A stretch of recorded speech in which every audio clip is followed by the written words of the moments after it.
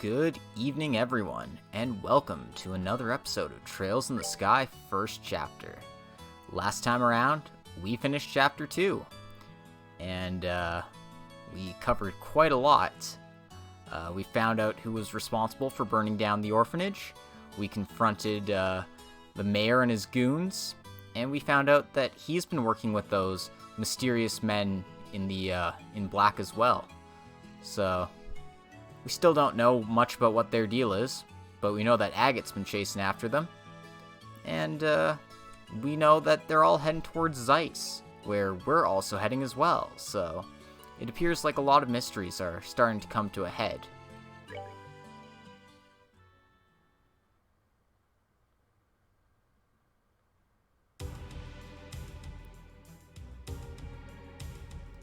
I'd go into more details, but we've got ourselves a little scene here. Looks like Agate's been chasing these guys for a while now.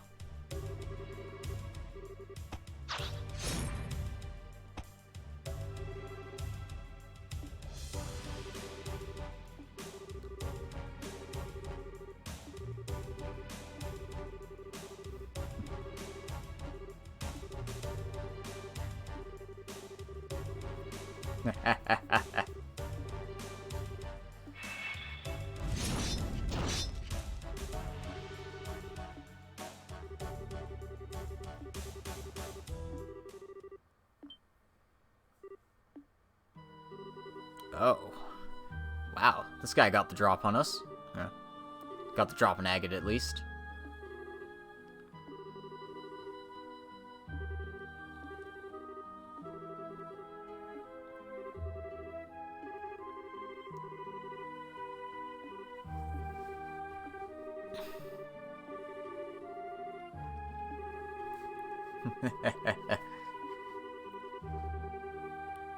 Certainly a fairer price than death.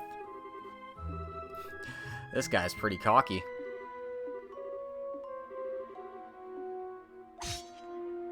Well, he's got the skills to hold Agate back, so he has to be at least decent.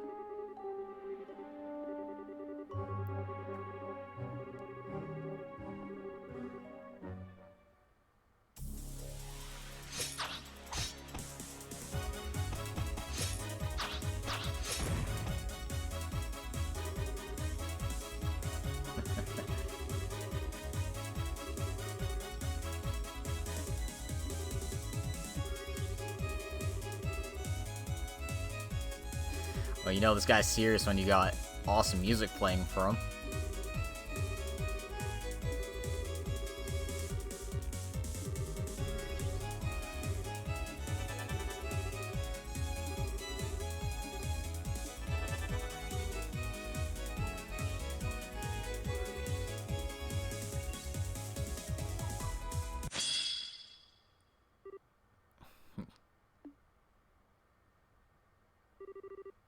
Oh.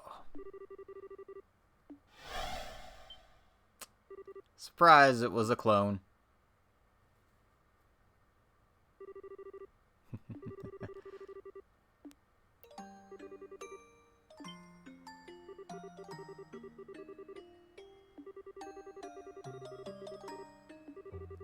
And a heavy heart makes for a light blade.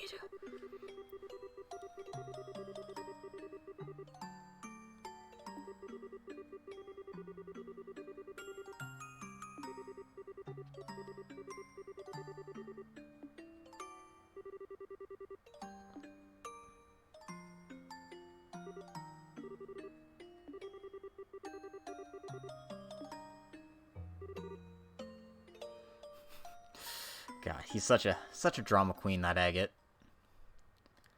How am I supposed to forgo all my anger? In any case, now we can officially start on Chapter 3, the Black Orbment. We're gonna find out what the heck this mystery object is in our possession.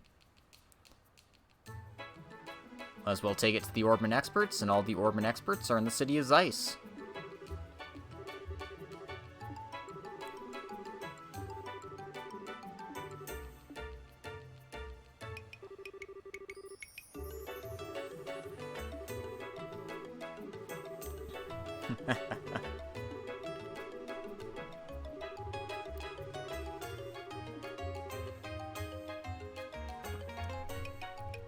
Yeah, it's not really a democracy. It's just, hey, you're the mayor now, because you're a Dalmor.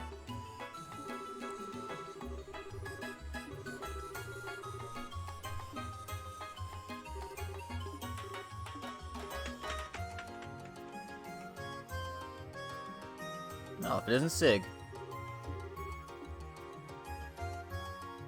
And Chloe.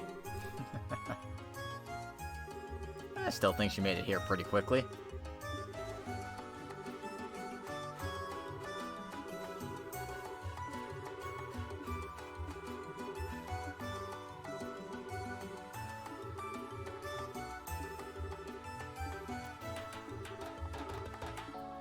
Anyway, to get to Zeiss, we'll have to take the Airlet and checkpoint to get out.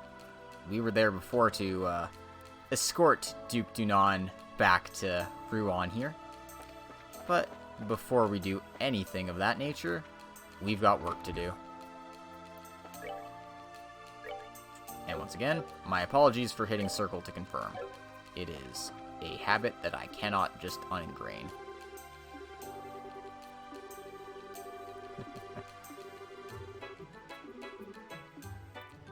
So, Karna's looking forward to us returning to Ruan.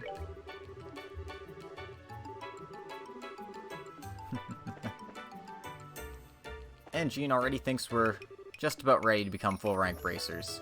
I mean, with all the work we've been doing, yeah, we should probably get some respect for all that. Right. So there's a couple of places we need to stop off in the Ruan area before we leave. And the first is here. Because, lo and behold, we've got the next copy of the Liberal News. So, we'll pick that up. And there is one more book of import to pick up. And it's all the way back at the Genus Royal Academy. Yep. Because it wouldn't be a Trails game if you weren't asked to backtrack before, you know, heading off to do things. Game's like, hey, let's just go to Zeiss. You're like, nope, you're gonna miss this book if you do that. So don't get caught napping.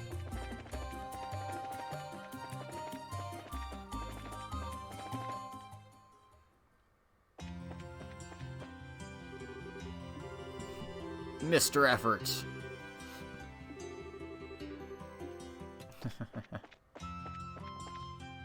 But yeah, we've got some business in the clubhouse here. If I remember exactly where this is. Yeah, we want to talk to Purity here in the Material Archives.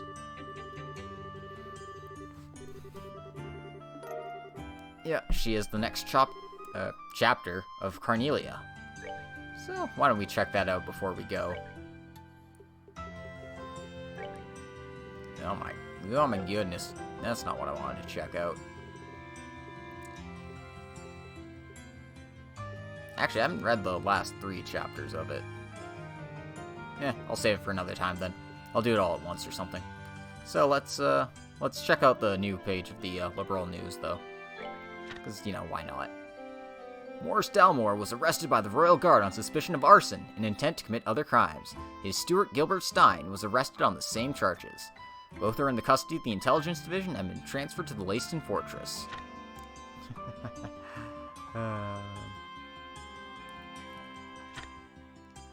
And they're talking about how the RCL thwarted the escape, and about the suspect's temporary lapse of memory.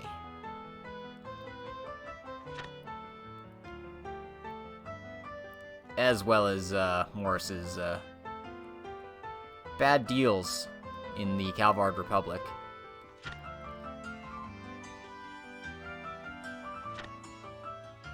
And so with that, Ruan's awaiting a new election.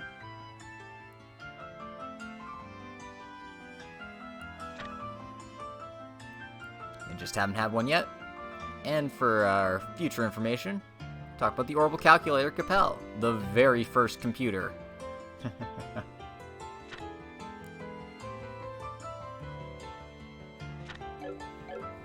So yeah, some interesting things in there.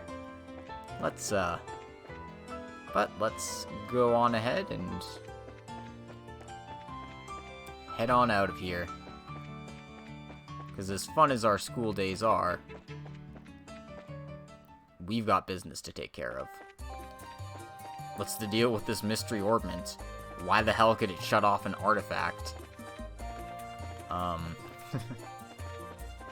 And who the hell is Professor R?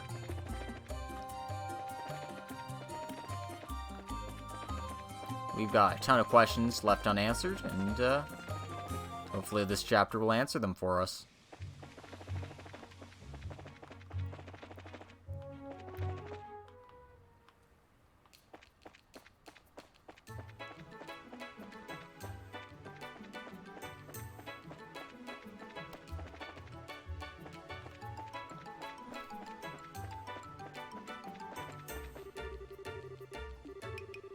Oh. Oh. I didn't realize this was a thing. I've never had that happen to me before. Yeah, you actually have to return the fishing rod you have.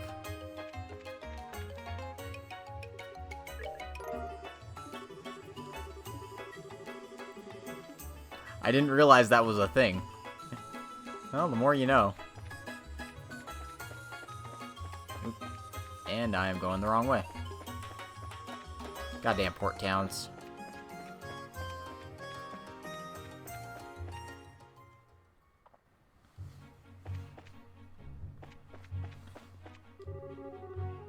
Anyway, it's just a hop, skip, and a jump away. Approximately 17 kilometers if the Selge is the amount of distance is led to be believed. Get a load of that waterfall.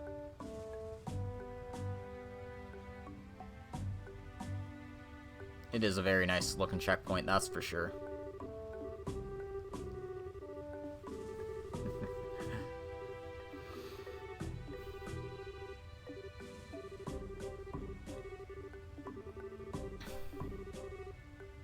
I don't know if Roland really counts as a great city, but it's certainly a city. Close enough to one, anyway. They are all pretty small towns. But I mean, I guess I'm just looking at that from my point of view. What am I looking for?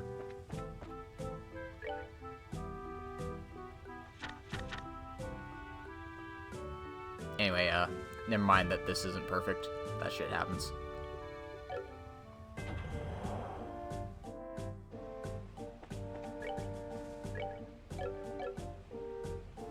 Anyway, we want to talk to Private Cromwell here, and he'll be able to get us out of town.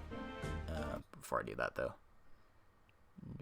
just want to make absolutely sure I'm not missing anything.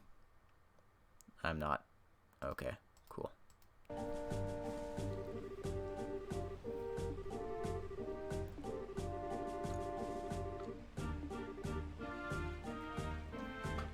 So yeah, once you do this, you can't leave the checkpoint, so you're locked into going to Zeiss.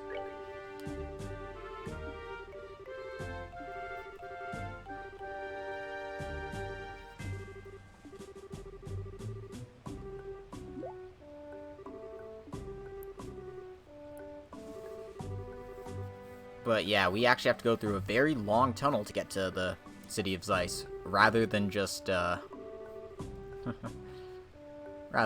like going through a pass or something. No, it's a super long tunnel.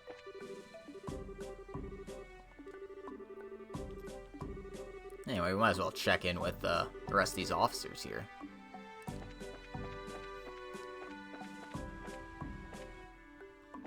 As well as this guy.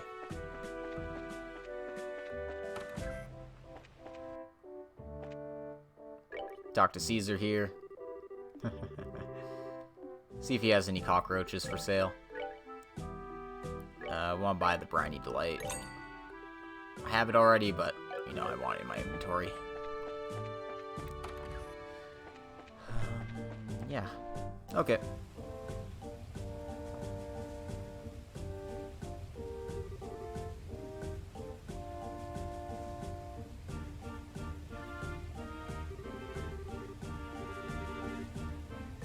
Lopes Waterway.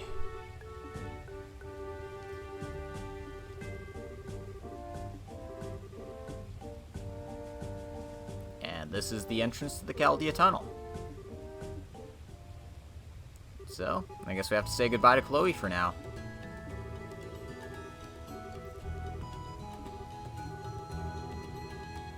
Apparently she'll be heading back to Grancel once the Queen birthday celebration starts, so maybe we'll see her there.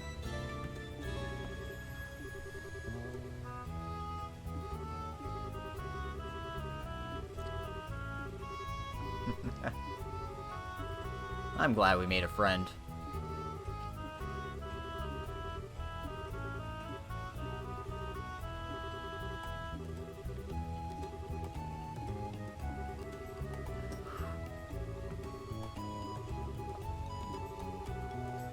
And it seems like we've helped Chloe in more ways than we realized.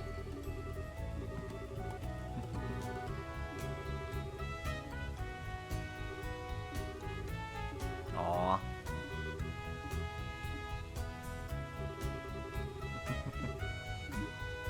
Hey, how's it going? I just started, so you haven't missed anything. Just grabbing the last few things from Ruan before we go.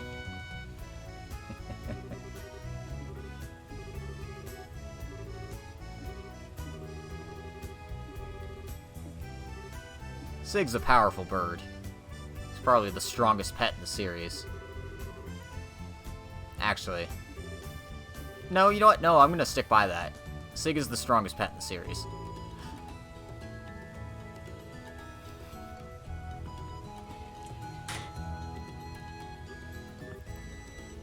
You got Zeit, and you got Celine.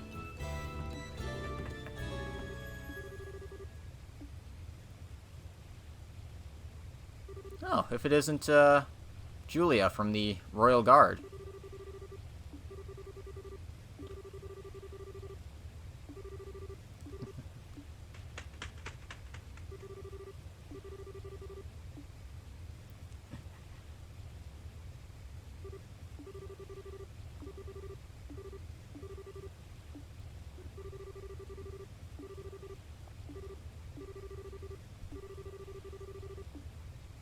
Well, looks like she'll be heading to Grancel immediately.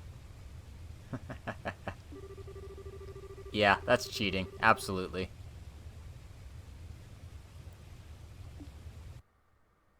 It looks like Chloe's gonna go on a training regimen and get super buff.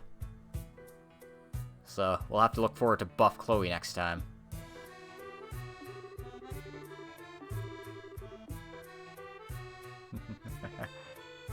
Yeah. Not like a demigod. Kind of a big deal. You know, sacred beasts usually tend to be.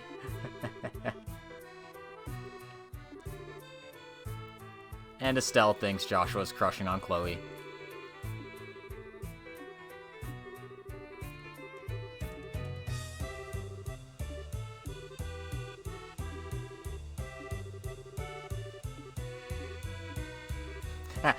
Oh, Estelle.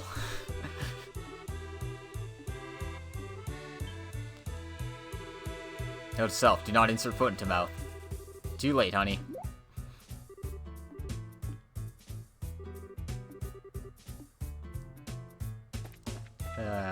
Estelle, just admit it.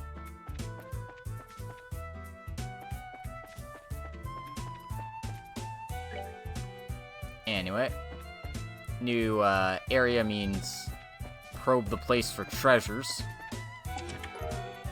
Even if the treasures aren't great, they're still, you know, treasures. Tear bombs, curia bombs. Just the usual. And it's nice that there is treasure chests in all of these little alcoves and not just one.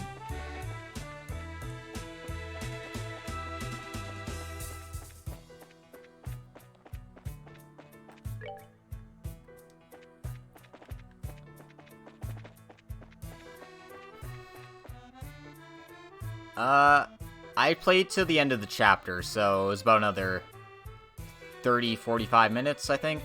It wasn't too long. Because I figured I'd want to finish off the chapter before, you know, starting a new thing, since I was really close. And I mean, I figure at that pace, I can finish this in like 4 or 5 more updates. Although, no, Grancel will take me forever, because it's like 2 times as long as all the other chapters.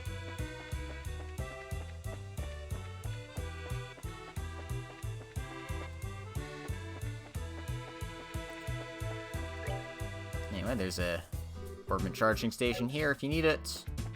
And if we were running into these random encounters, I might have needed it.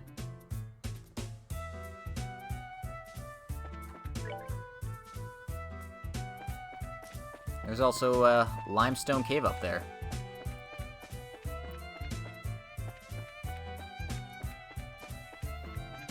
So let's check this area out first. Yeah, there's lots of nice treasure in here.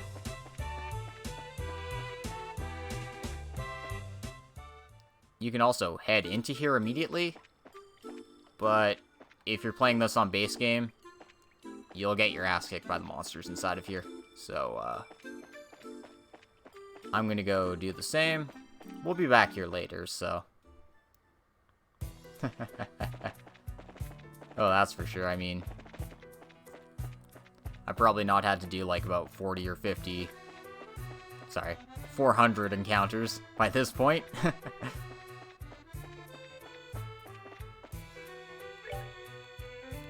Alright, and this looks like the last little alcove here.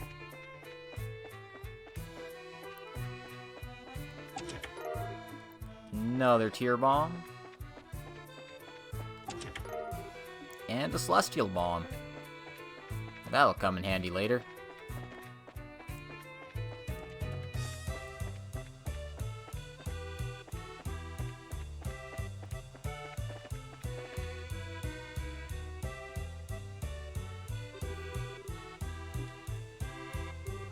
And we made it. Almost. Oh. Who's this small child with a portrait?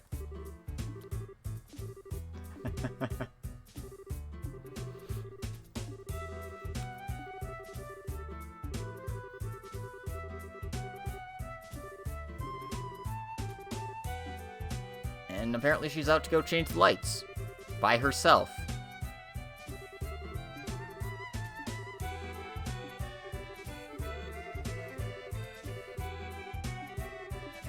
Okay, we can't go to Zeiss yet. We have to go chase after a little girl. So.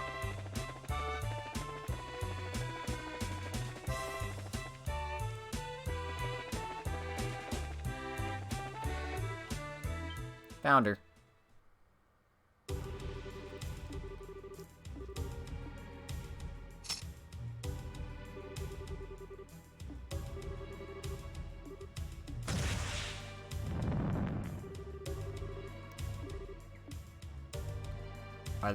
Tita, no. Oops.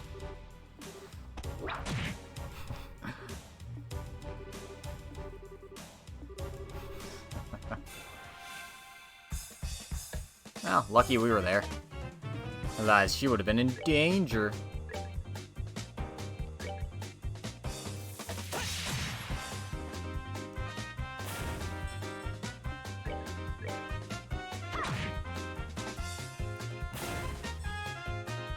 And she also joins our party, so you can check out what she does. The cannon has a wide area of effect, but that's about all she has to her name.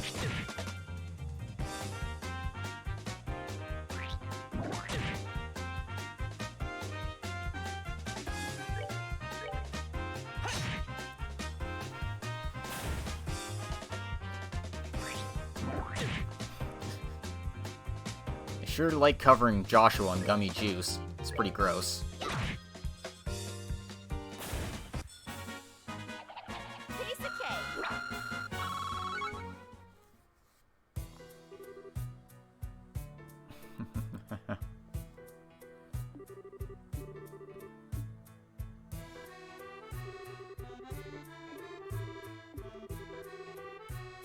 Yeah, and it's a bad idea to mess with monsters.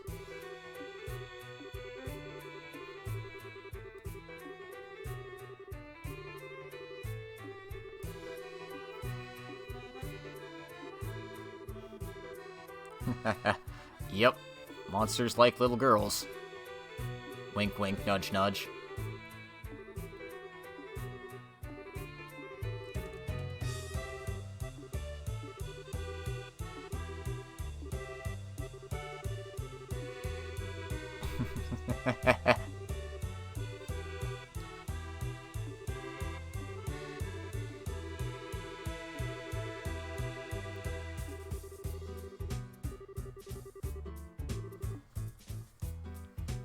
And of course, Estelle doesn't know what a computer database is. Probably for the best.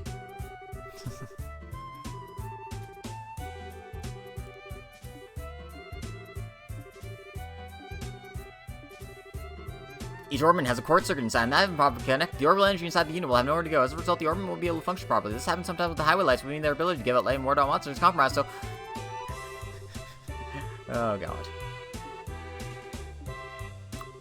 Well, we just saved ourselves from a Tita explanation.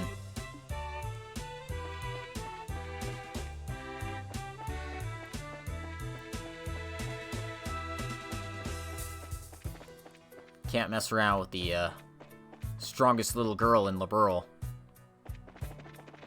Anyway, now we can head back.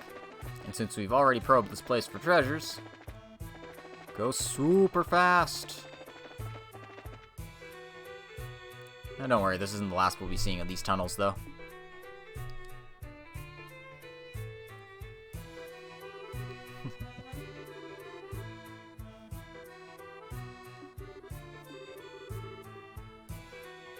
And, we go from the checkpoint to the basement of the Zeiss Central Factory. Seems really weird to connect to the basement of a central factory instead of, you know, like an army facility or something.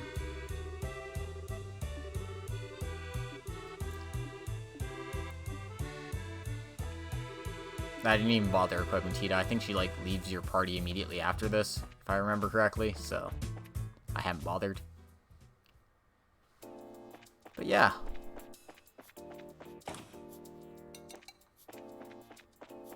Now we're in the factory proper.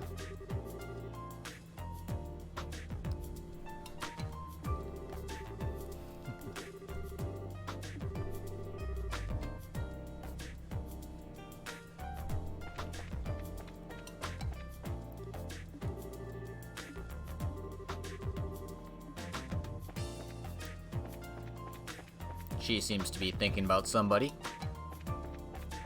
Probably not important.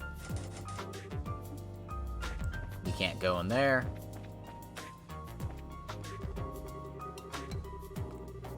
And there's an emergency staircase here that we can't use because it's not an emergency. That way takes us back to the tunnel.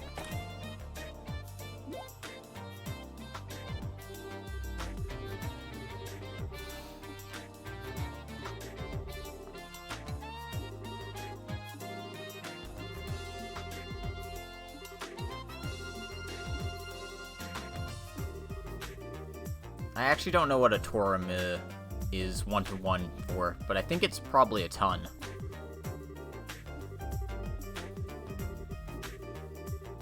Judging by context clues, anyway. Whether that's a American ton or a metric ton, who knows, but whatever.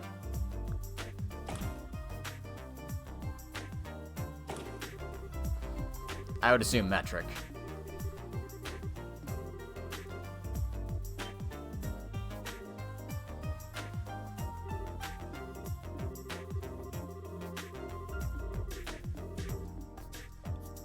Yeah, it looks like this little girl's hard at work, so...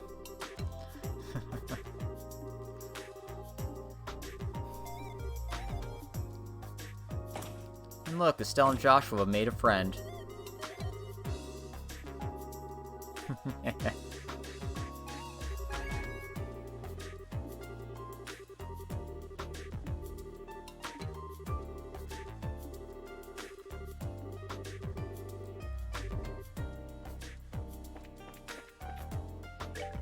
So yeah. Welcome to Zeiss. It's a nice big old city. Most of the stuff you'll be dealing with is in the factory here. But I mean, there's a town outside too, so. Behold! See, it's a lot more smoky and industrial than the other towns. Oh. I'm pretty sure I have all of these. There's also the landing port over here.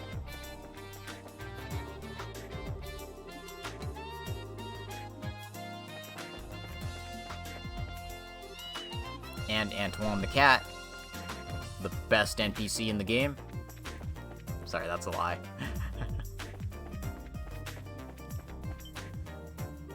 And behold, the moving staircases of Zeiss.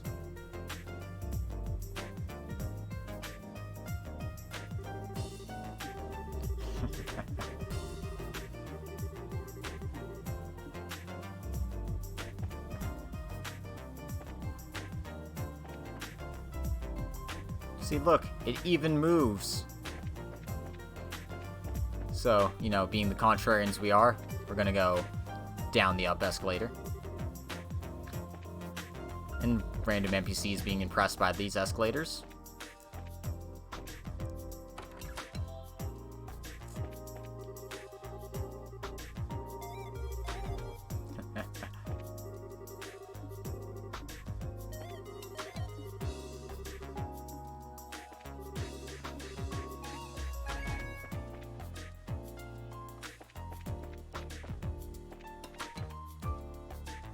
There's general goods store, might as well check that out.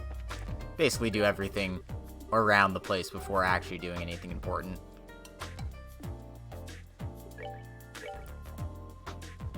You can also get a copy of the Liberal News here if you'd like. I'm gonna go pick up this hat for reasons. And yeah. That about covers all the doodads we need to do here.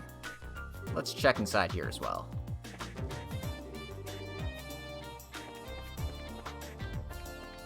Don't know why, I just felt like it.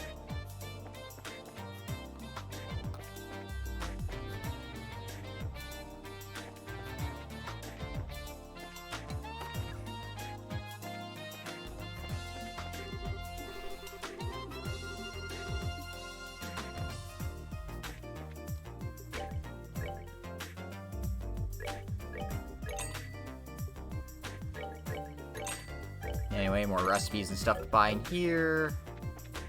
More random NPCs. I mean, I don't know how that would help you concentrate. Maybe it's just really disgusting. It's like, ugh, this tastes so bad, now I have to focus.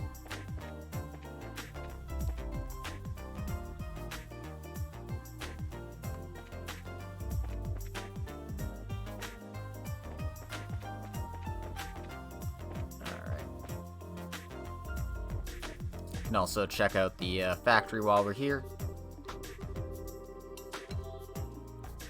We cater to the violently inclined. Again, nothing better than what we've got now. You can just check accessories as well. But nothing, again, really useful. I am just going to pick this up because even though I won't use it, I got an achievement for it. The Armor Connoisseur. Because apparently I'd never picked that up before.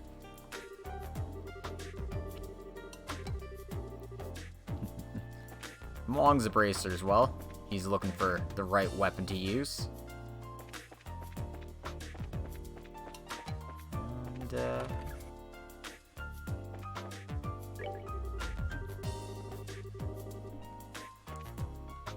last little stop here, we're just gonna poke our heads in the hotel. See if we recognize any NPCs in here.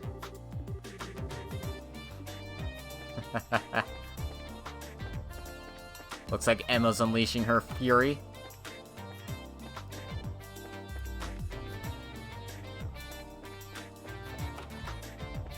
Who knew she was a maiden liberal before she went to Erebonia.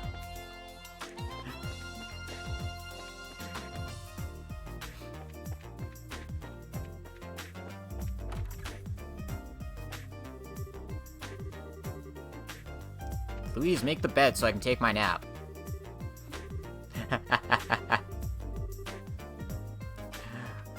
Good times. Anyway, we'll check the Russell home and factory. I'm sure this won't be important later. Let's talk to this guy. Looks like he is completely absorbed in his work. So much for that. But this is a fancy house, though, that's for sure.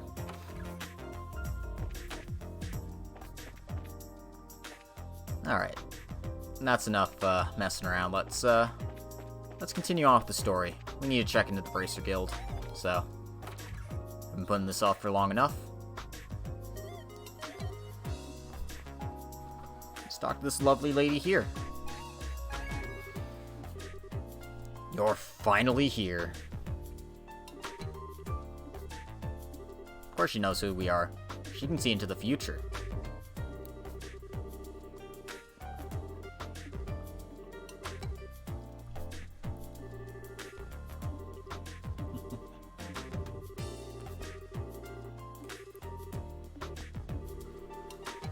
She's already well prepared.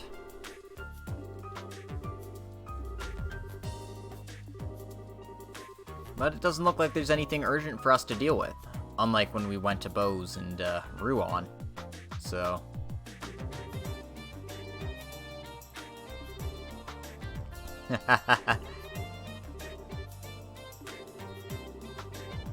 I guess we just have to take care of our work as we go. And it doesn't appear that our dad's hanging out in the Zeiss region, so, you know. I'm sure we've got plenty of other things to do, though.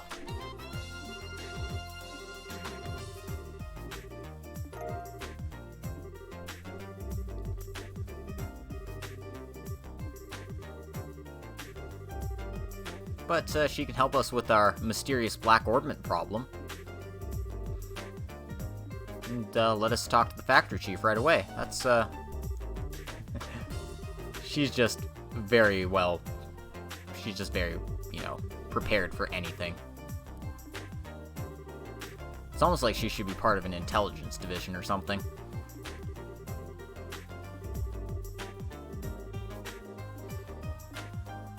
Well, we could go see the factory chief right away, but now that we're assigned here, we've got a couple of quests to do. There's a monster on the Trap Plains Road, and we need an interim librarian.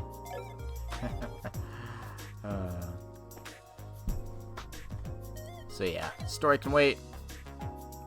We got things to do. Oops, sorry. Just checking where my plot was. Although our quest will take us to the Zeiss factory area again here. The chief's on the top floor. We want to go to the third floor.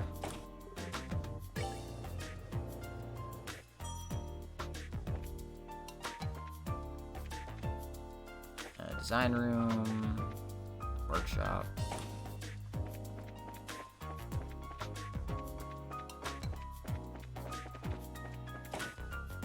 Oh, now we can access the staircase. Actually, this isn't where I want. I want the second floor. God damn it. I was like, yeah, it's on the third floor. Is the one I want. No, the archives are on the second floor. So that's the office. We don't want to go in there right away.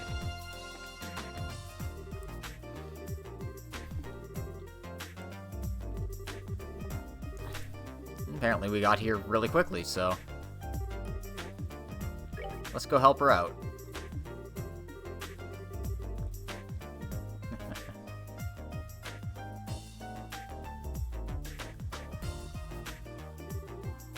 Is this the longest quest ever? I don't think this is the one you're thinking of.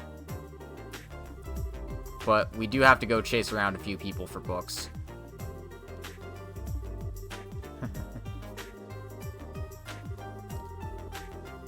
so 3rd floor design room, 4th floor lab,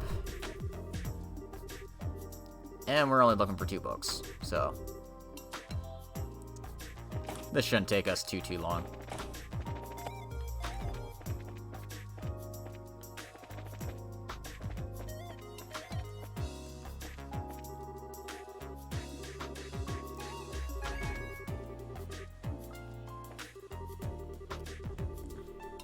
Apparently they're having trouble with the engine work, so the RCL is going to be a bit problematic for the time being. But we got the book, the Septium Optics Annals. Not to be confused with Septium Optic Annals.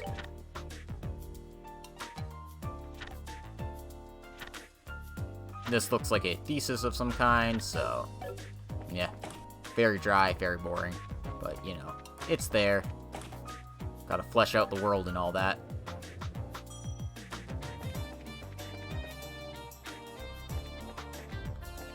Anyway, you want to check the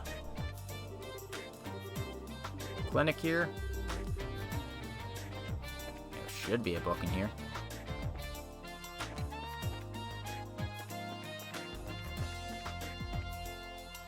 Is there? Hold on.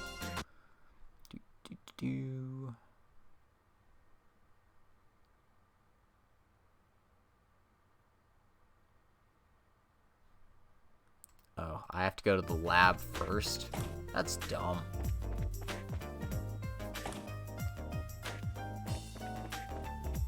Anyway, you can steal a tomato from there. There's a book on the thing here, Tomorrow's Cooking. And you want to go ahead and open that up right away, because it gives you a new recipe for bouillabaisse.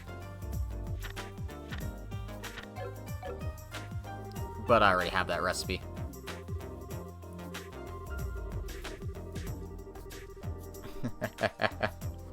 Hey man, mouse straps on your earlobes works perfectly fine. Alright, now I should be able to get this book. Yep. Kitty Talk for Dummies. If you read it, you might find out what those kittens are really saying.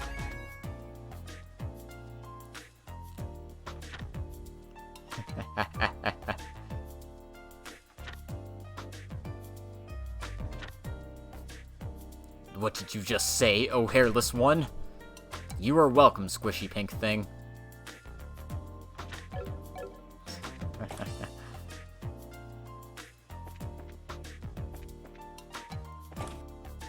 Alright. We got our books. So we'll talk to Constance here.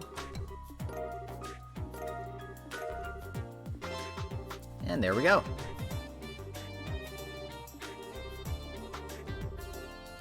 Pretty easy quest.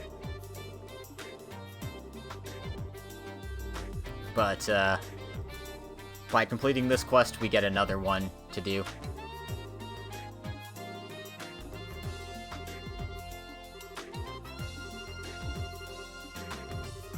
Approach the man of stone standing in silence within the mountain village pond, and ye shall receive.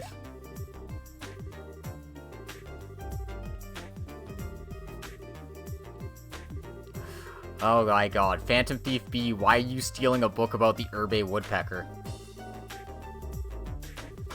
Or just random researchers pretending to be Phantom Thief B. Anyway, we won't be able to do this second quest until we can go to the Hot Springs town of Elmo.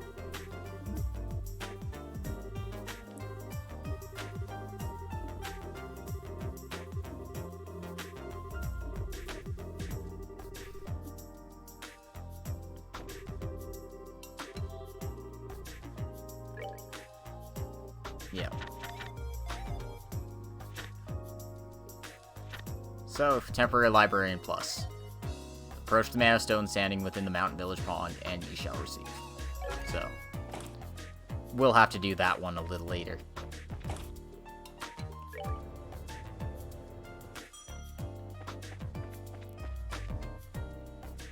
But our next destination is the Trap Plains Road.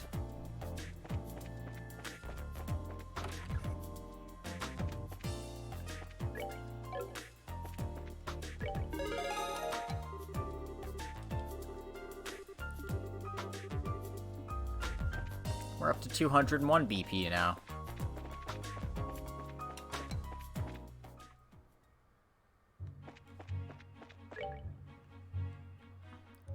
Anyway.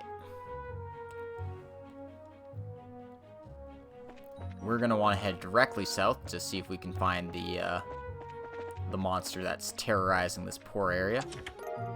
I also want to keep our eye out for treasure chests because, god damn, do they hide really well in this area.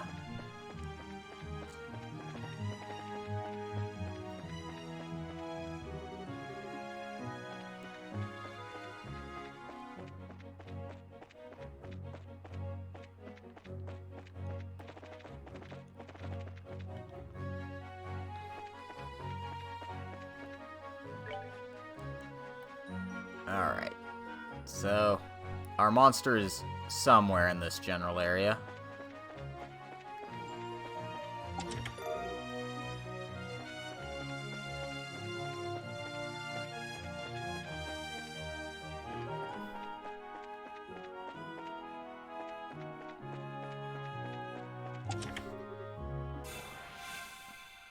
But first, it's a trap. Look at all these creepy sheep.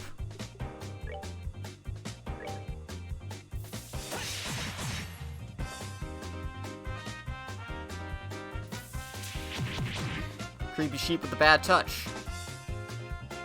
They actually do a decent amount of damage because we are really underleveled.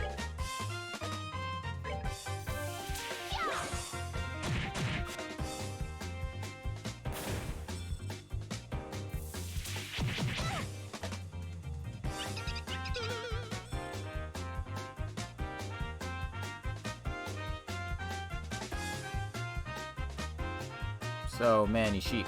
So many sheep.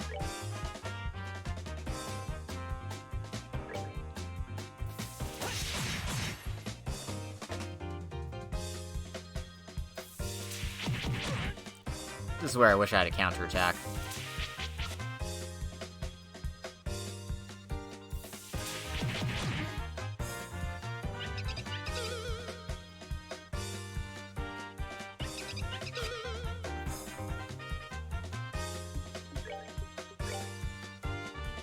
Alright.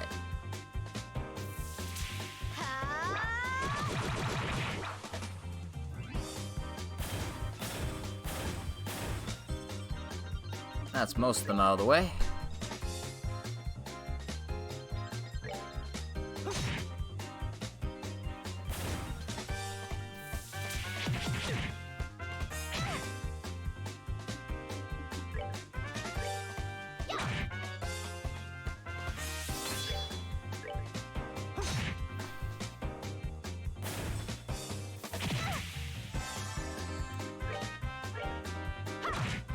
Woohoo.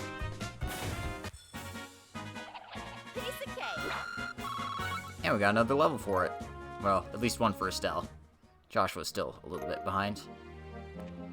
And we got the hit 3 quartz, which is actually somewhat useful for our inaccurate characters. Anyway, that should be all the treasure chests in this area. Now the real question is, where the heck is this monster we need to exterminate hiding? Oh, never mind. I lied. There's another Tiro bomb.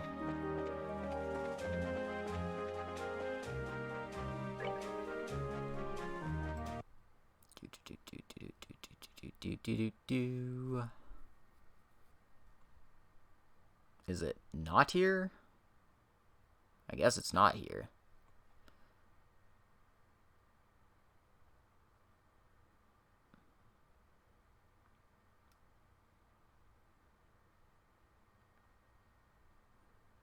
I guess not. Okay, cool. Never mind.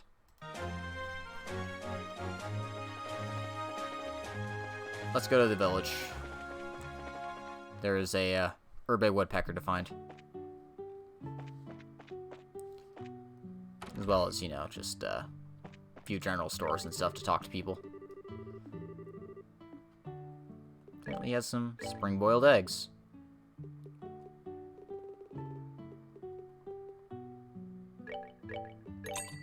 Might as well add one to the inventory, why not?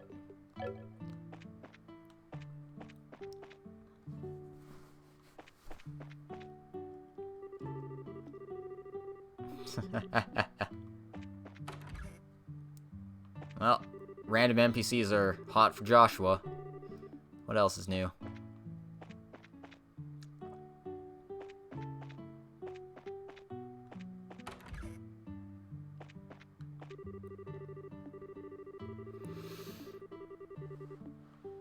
Anyway, we should check out the inn while we're here.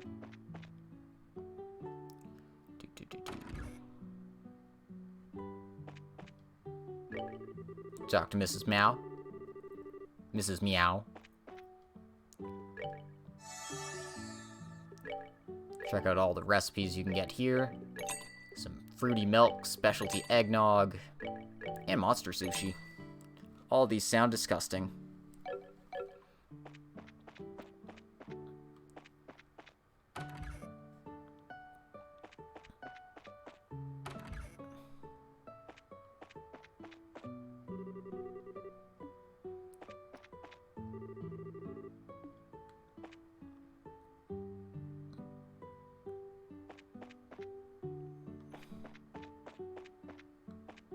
Anyway, you want to head down to this area here, I believe? It should be here somewhere. Yep.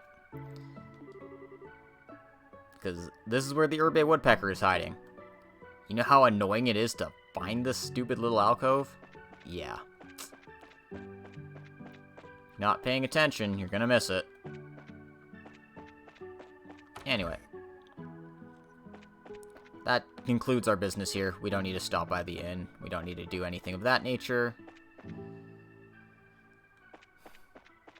We just wanted to be the best librarians we could be. Although, while I am on the Trap Plains Road, I do want to take care of the monster quest. And it's actually not here, it's towards, the Wolf Fort is where the, where that dastardly monster is hiding.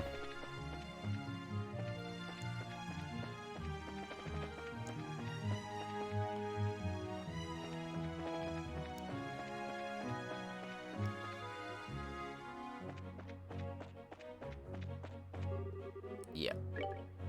Just before I take that on, gonna make a save. New save. And now we'll fight it.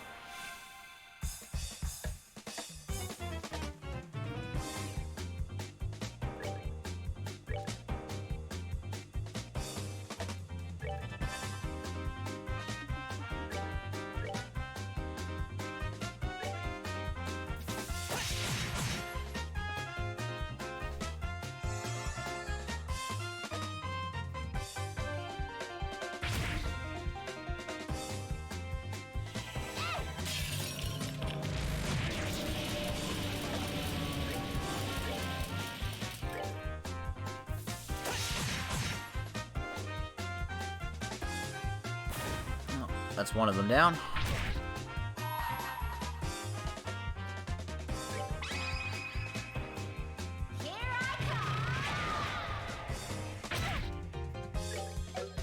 And again, these guys are actually doing a decent amount of damage to me.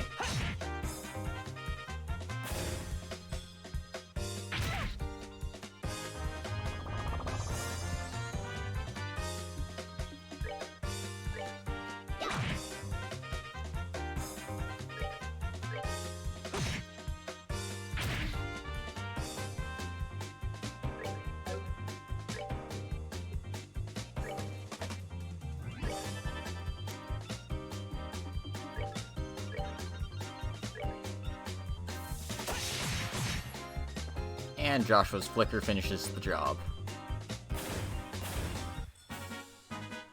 Alright, we're good to go. Wasn't too bad.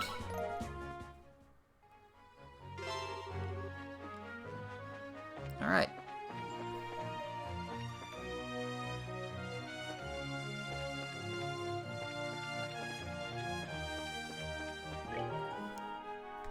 Now I'm just checking for hidden quests, because there's always little hidden quests that you gotta be careful about, so. Yeah, no. Actually, I think this might be the longest quest in existence that you're thinking of, because there is another book in this area. Let me see here.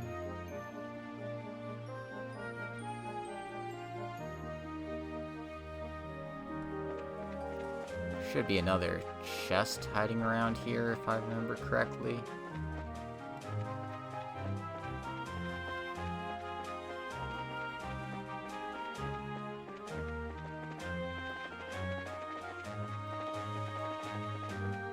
Yeah, there should be a monster chest here. I just don't know where it's hiding.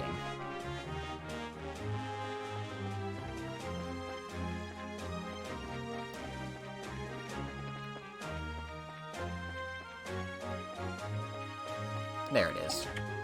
Literally right in the middle of the thing. Crop munchers!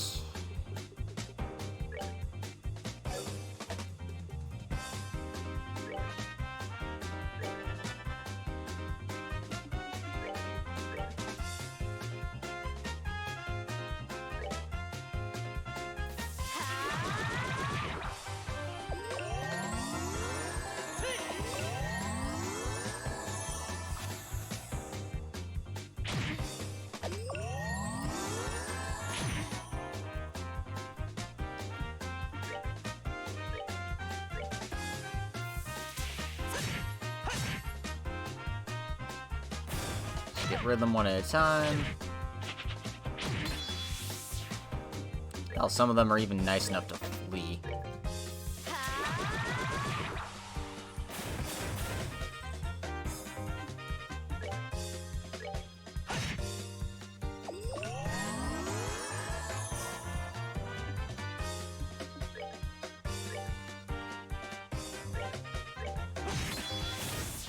Alright, we're good to go. And we get a black bangle for our troubles, so that was worth it.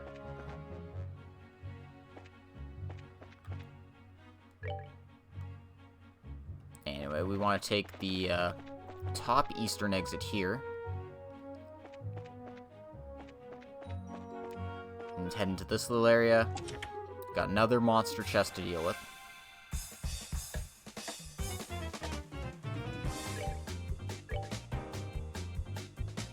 So, do our best to handle this.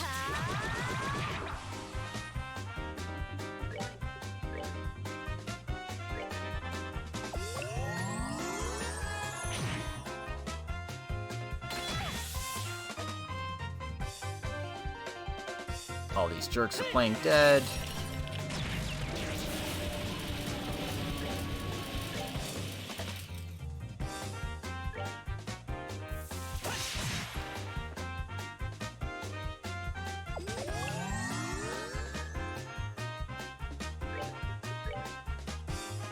I sure would like to hit more than one of them, but I guess this will have to do.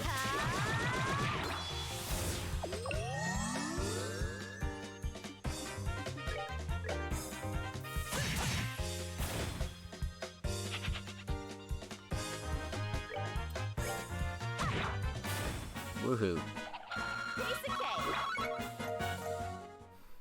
They do have some nice ingredients for all the trouble they're giving me.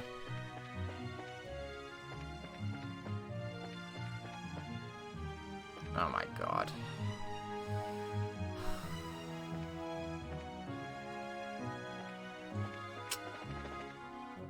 Alright, I'm heading back to Zeiss first, gonna report this quest, and then I'm gonna head to that exact spot again.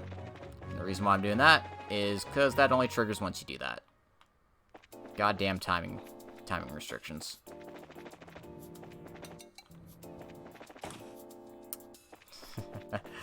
Yep. Welcome to the Zeiss. Welcome to Zeiss. I hope you like backtracking, because that's what they do best in Zeiss.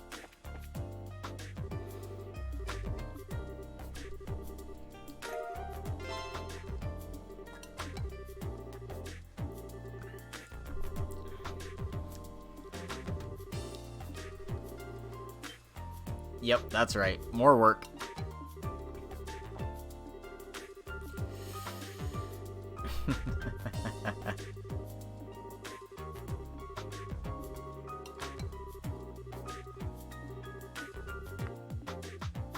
Isn't that worse?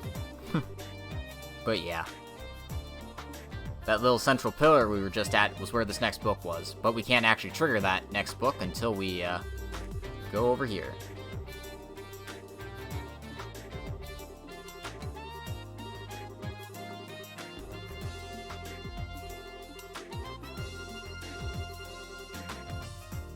So,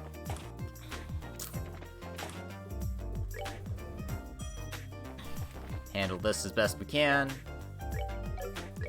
Oh, and you can synthesize some new quartz here if you so decide. As you can see, some of them are pretty expensive, like the EP3, HIT 3, but they do end up being quite useful, so consider it if you're playing the base game, obviously. Still don't have all the excellent ones yet, but, you know, those come with time.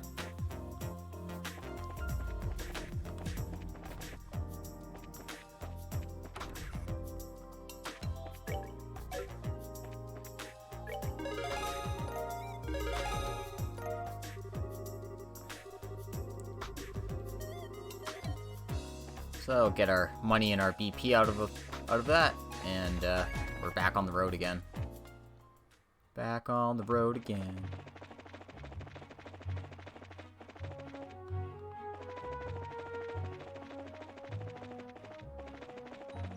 Oops, I don't want to go in that one just yet. Not that it won't be useful at one point, but there's where Hertz's adventure is hiding.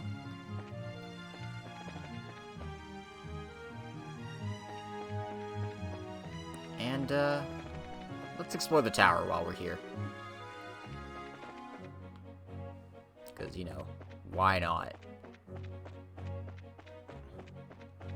As always, just want to probe for chests. Doesn't appear to be any of mention.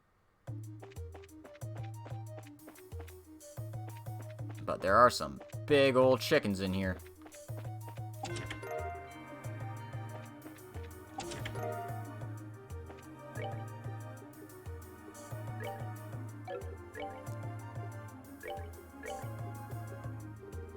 Like the black coat, which is almost as good as some of the stuff we have on right now.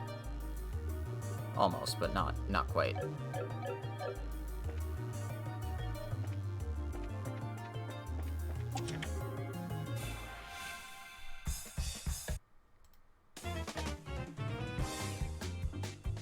Alright. 2 robber trappers. Excellent. Sorry, 3 robber trappers.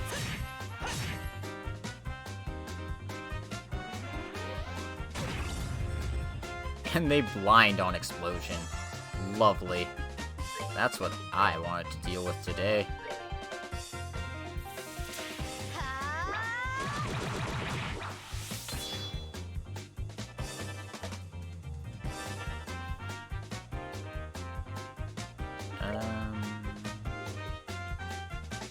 Can't outspeed them. Lovely. Guess I'm just getting lucky with a hit.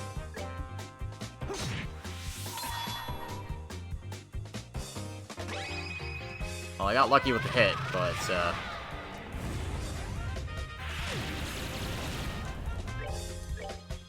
I didn't get lucky with it, having 6 health left.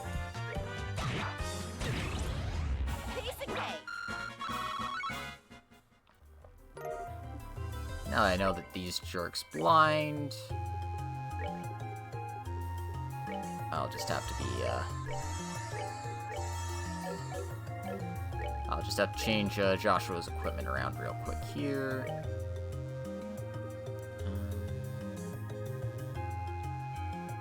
Actually, why don't I have that on instead of whatever?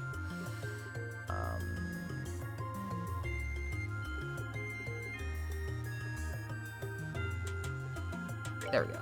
It's like, where's my blind accessory?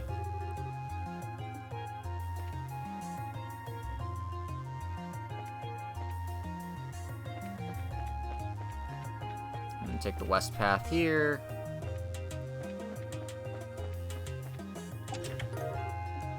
Grab the really big EP charge.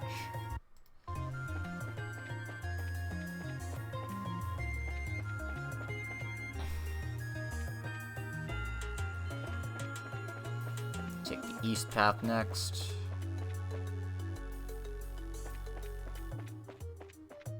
It's very similar. Got a treasure chest here. Another dead end there. Now we want to take the south path and continue onward.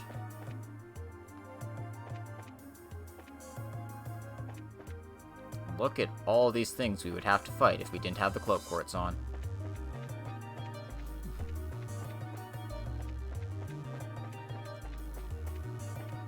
Bunch of dead ends with nothing to show for it.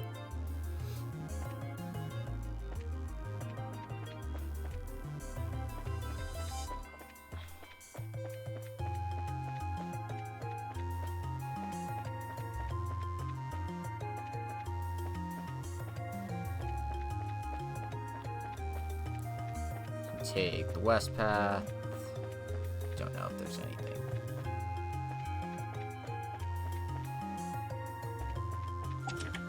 There, but it's a recipe and some stuff on the south end here.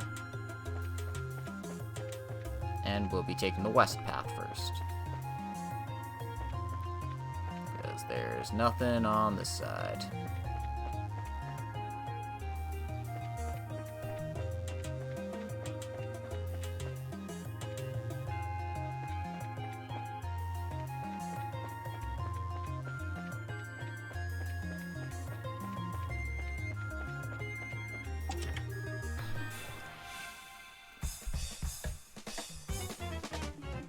Another monster chest. Woohoo. Fortunately, all the water spells I have are a single target.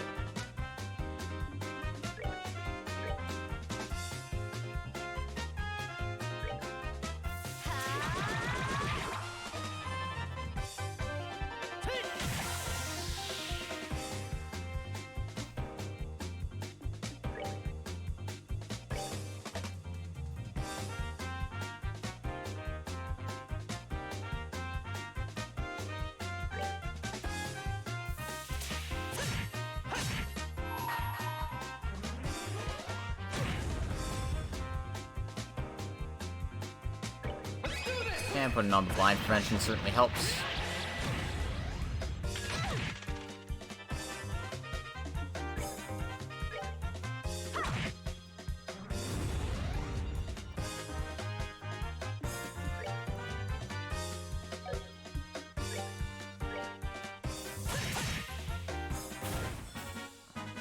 That's that then. Let's move out. But yeah, getting all these levels I'm missing, so it's always nice. What the hell's the Cavalier Killer?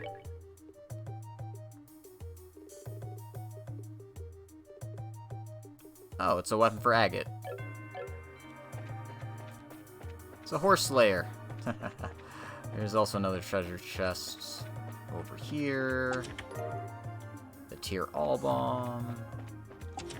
Monster chest here.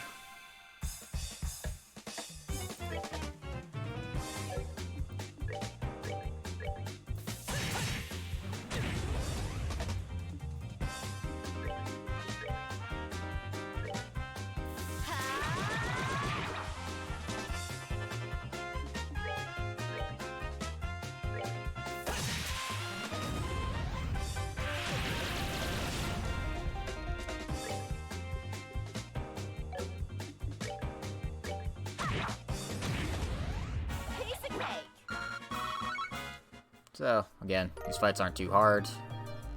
And for our troubles, we get the Octavian Stave, which is a weapon for Estelle. They definitely expect you to come in here with more than one party member. But it's not like it's a big deal. Can handle most of this stuff pretty easily.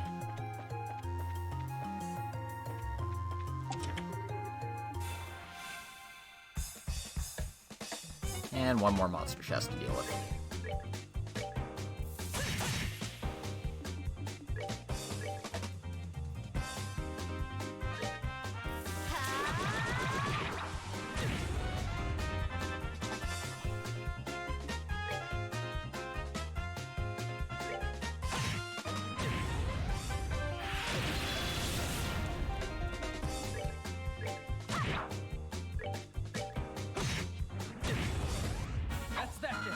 Let's move out. And it's a weapon for Joshua, so if you're looking for weapons, this is the place to get them.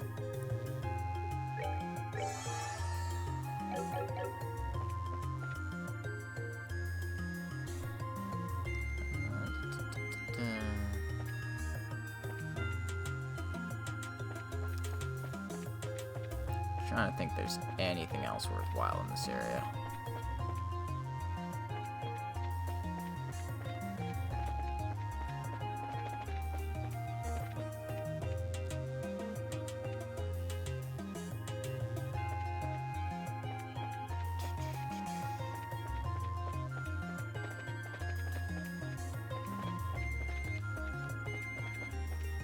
Yeah, there's treasure chests on this side that I forgot about.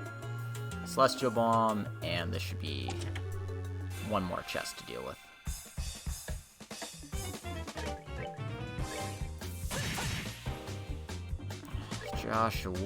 Joshua, please kill these guys in one hit.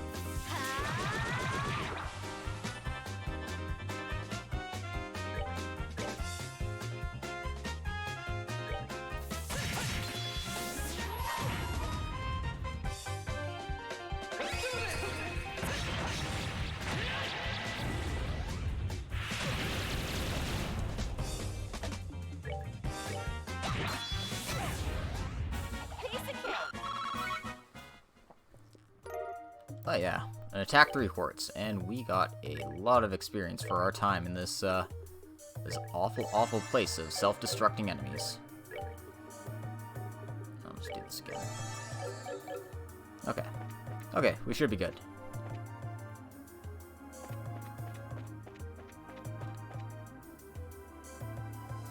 Check out the roof just because we can,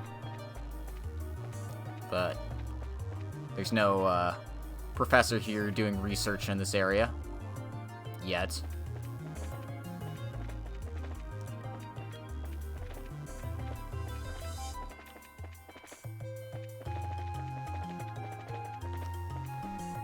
Both west and east exits take you to the same place, so don't worry too much about that. North, go south, go north, go south, and you're out of here.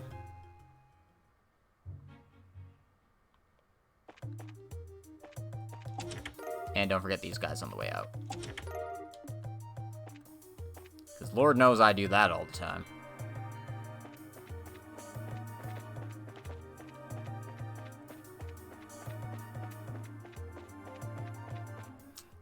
Okay.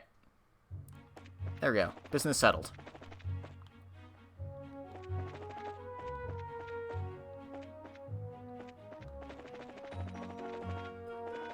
Let's give Constance her book back, because that's the reason why we came out this way in the first place. I hope you're enjoying this wonderful tour of Zeiss I'm giving you all.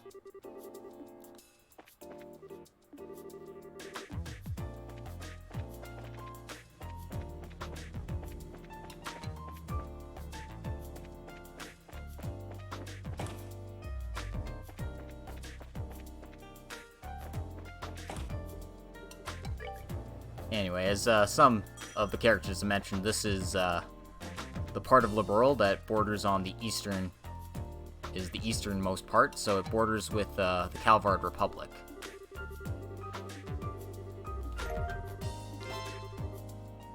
And we completed Temporary Librarian Plus, number 2. Too bad there's one more to go.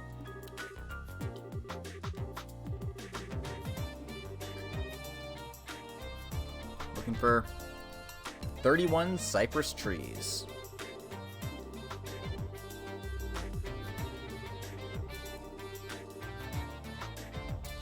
3FL. Unto me like wine barrels tumbling lightly down a soft incline as I drift down into reverie. Basically, what's highlighted, 3FL barrel.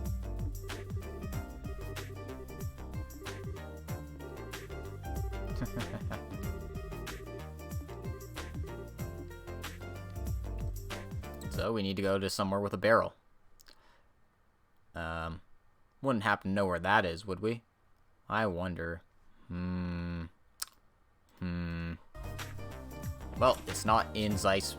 It's not in the factory, so we have to go to another place with multiple floors. That's right.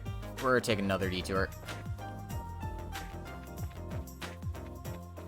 This time we're gonna go onto the Ritter roadway, because I believe that's the one we want.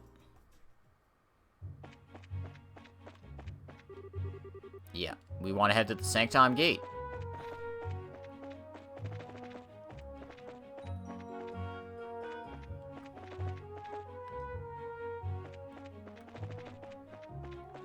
And as always, new area means we want to keep our eye out for treasure. This guide's really bad at letting you know where treasure is. This way will take you to Fort Leyston, which is a very important place, but we'll head there after checking out the gate.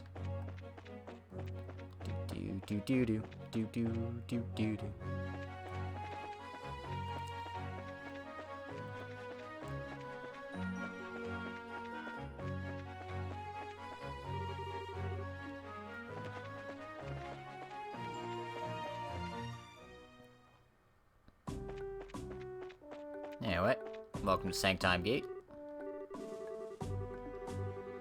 And this is Gundolf, another bracer.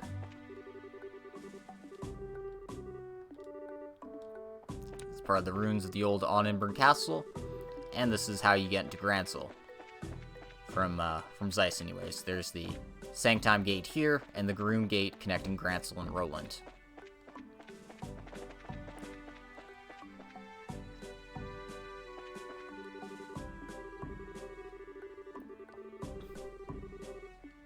And yeah, the ruins of Knoll Castle is probably a great place to sightsee. Hey, it's this guy.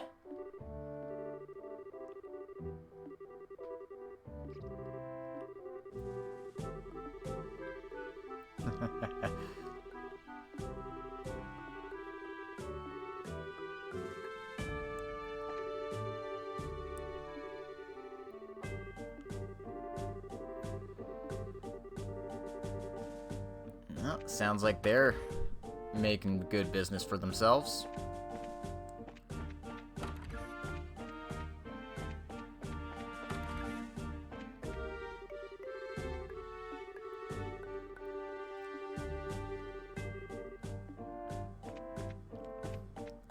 Nothing of import in here. That'll take us to Gransel, and we can't go that way just yet, so check the rest stop here. We don't need to rest.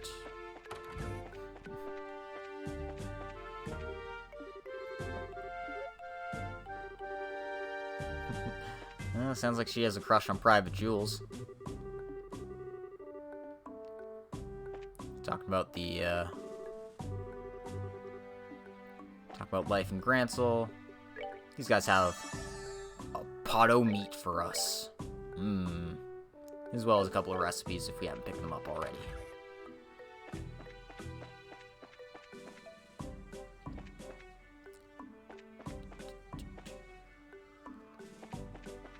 Anyway, it's worth checking all these little things out here.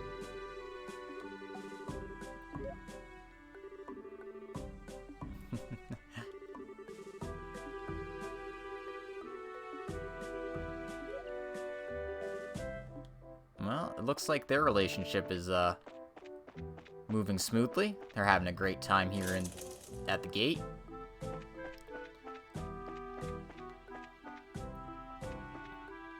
Although I'm going the wrong way.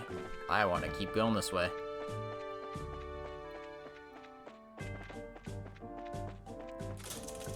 There's another gate out here. but nothing inside these barrels, because this is only the second floor. That's right, we have to go up to the third one. So check out this barrel here. 31 cypress trees, that's the last book we're looking for.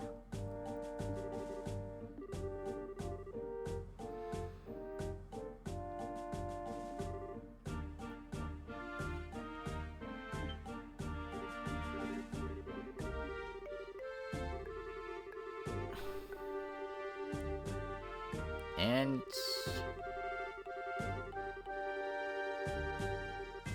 it seems that this guy's left something behind for us. How embarrassing, and lucky you. It's all one big joke. Let's see what we got. Oh, it's an NP3 quartz. That's actually pretty good. So, we need to get something out of all of our time and effort checking these out. Oh, Liberal's too peaceful. Poor baby. Oh no, things are nice and peaceful. Man, I wonder what that's like. Anyway. With that, all of our business in town is covered. And we can head back. So yeah. Side quest sure took a while, didn't it? Let's go check out Laced Fortress before we go. On the Soldat Army Road. They weren't planning for any Panzer Soldats or anything down here, were they? I certainly hope not. That would be a bit too on the nose.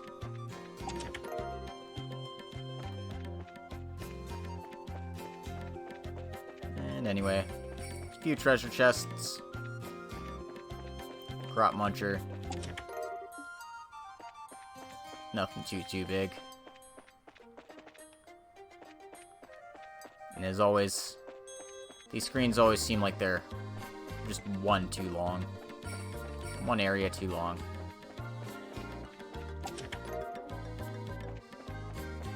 But it is sure nice of the army to leave all of these treasure chests lying around for bracers to pick up.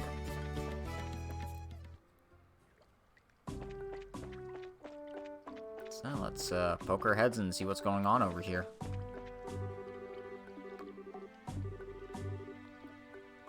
Apparently nothing we can do, so guess we're just gonna have to turn around. As this is the army's main fortress, civilians aren't allowed access. That's fair.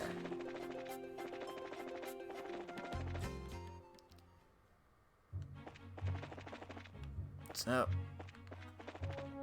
all we can do now is head back, report our quests, and continue on with the plot and talk to the factory chief.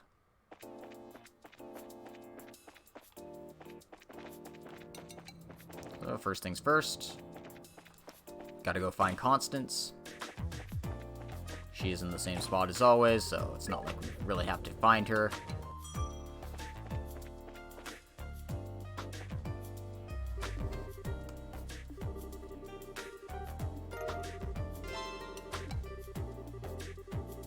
And we found all of her books for her.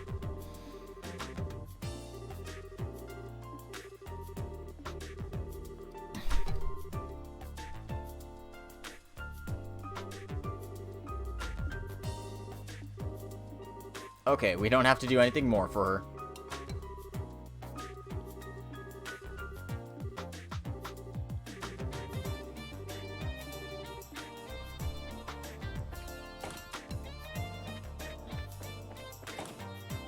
Alright, let's go report these quests to Kilika. And then go back to the main story proper. This was quite the detour, but we got to see all of Zeiss on the way. Pretty much. We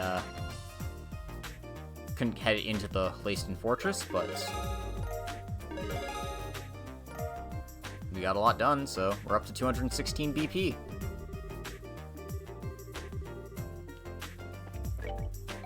Nothing left on the quest board all of a sudden. So, let's go try and find out more about this black orbment, shall we?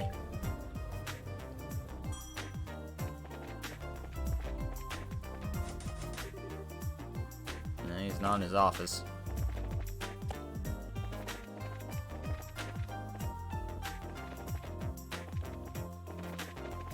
You know he's not in the lab. So, head up to the very top here and check it out. Yep, they're in the operations. No, that's not the factory chief. I'm sorry.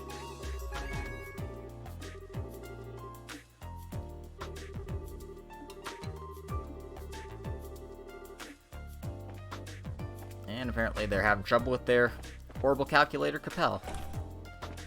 Not that that's any of our business. I'll set up to the roof here just because. I forget where the factory chief's guy was. I think I actually have to talk to Hazel to trigger it.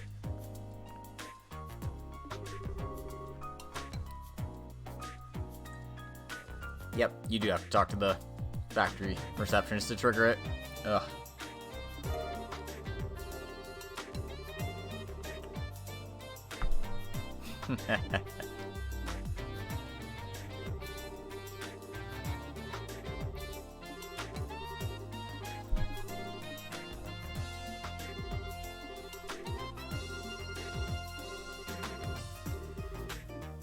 Alright. Let's go deal with this.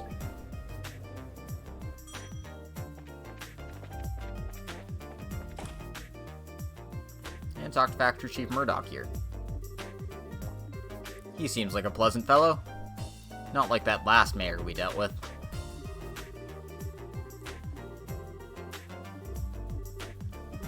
Who doesn't know your dad, Estelle? Seriously.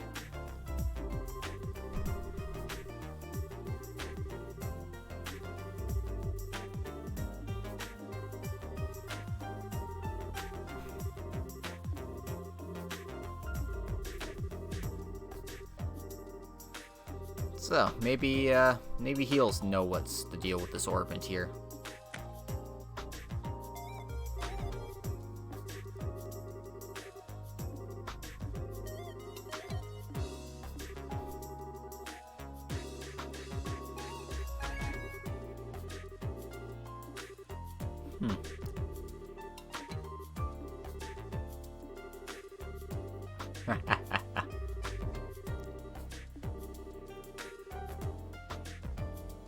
Yeah, considering it's not on it means it's not made in any normal factory. Oh, sorry, I'm distracted by the stupid bug flying around.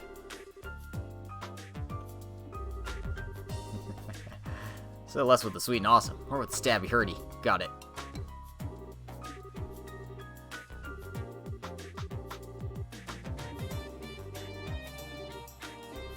And it doesn't appear to be able to get inside of it.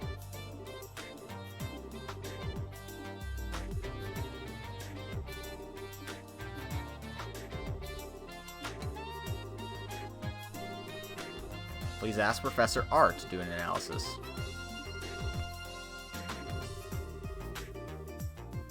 I mean, it only makes sense to be Professor Russell.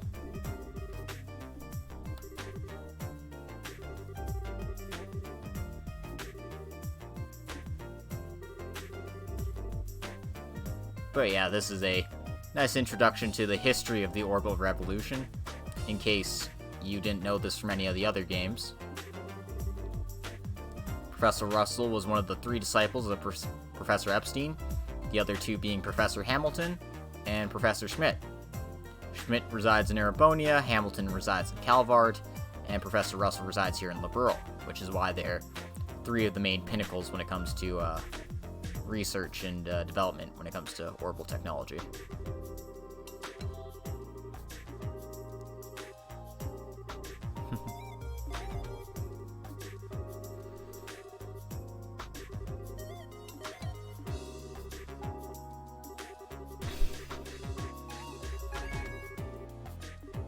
So basically, he's a mad scientist.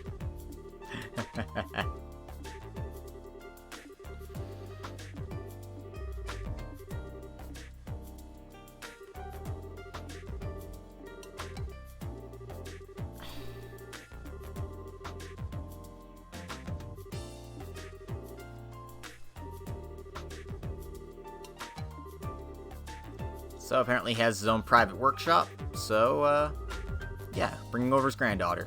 His granddaughter will show us the way. And what do you know? His granddaughter's Tita.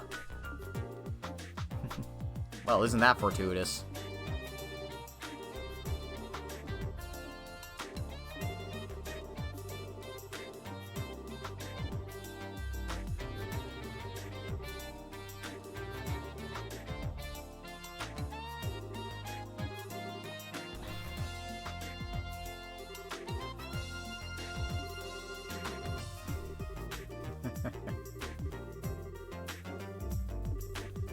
She's still studying, but she seems to be doing a very good job of it so far.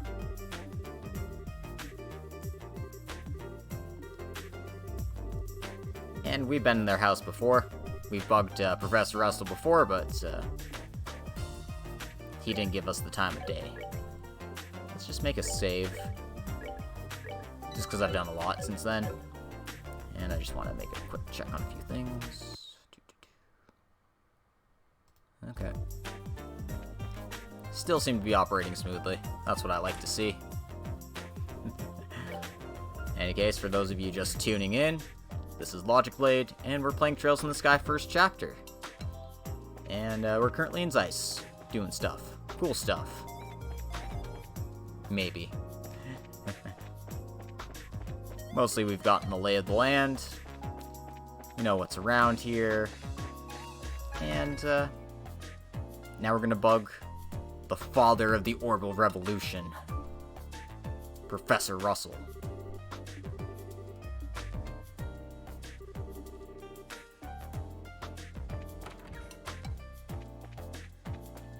He's not in his workshop right now, though. There he is. Grrr. Okay, maybe this way. Grrr. Arrgh. Looks like he's having some troubles.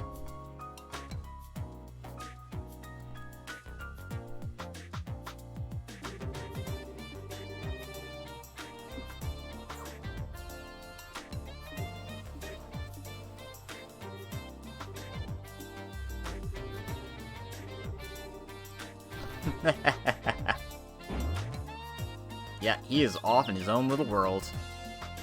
Poor Estelle.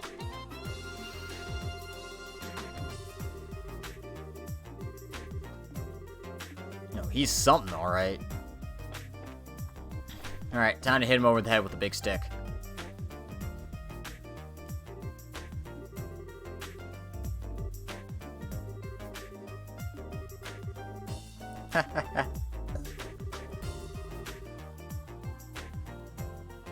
Why the heck would you need to block that? What?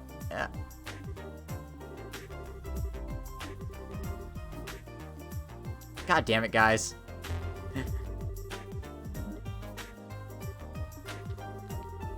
Oh, looks like we've been ignored.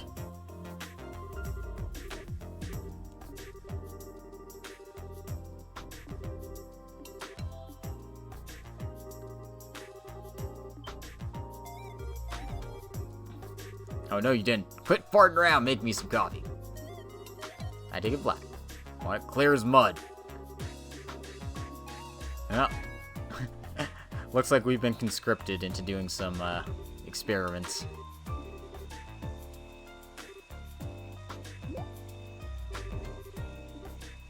Who? I do vaguely recall a couple of young folks.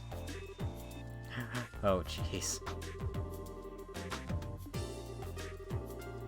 Small but relatively harmless explosions, and some singeing of the eyebrows. The day gave way to evening. Yep. That's Zeiss for you.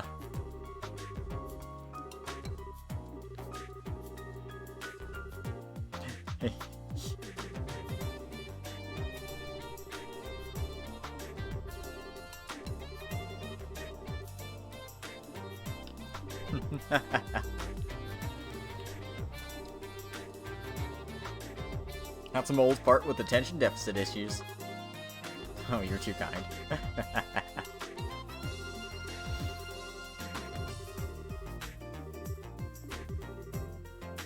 The really nice mustache.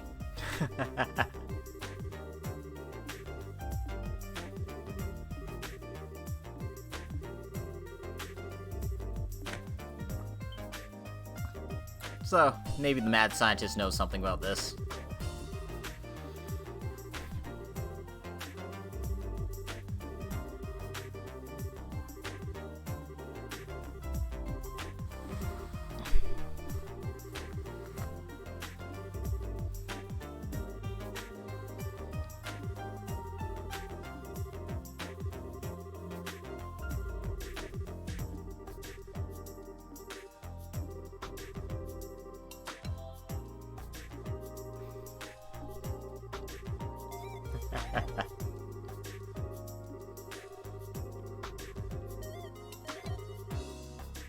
Well, we can at least try and see what's going on under the hood.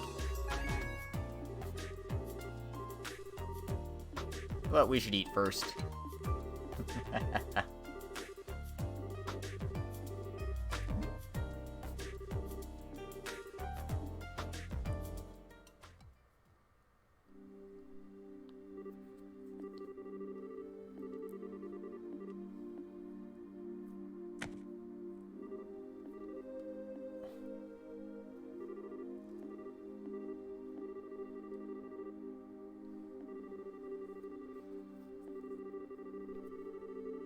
The dark thingy of impending doom! No, simple's best.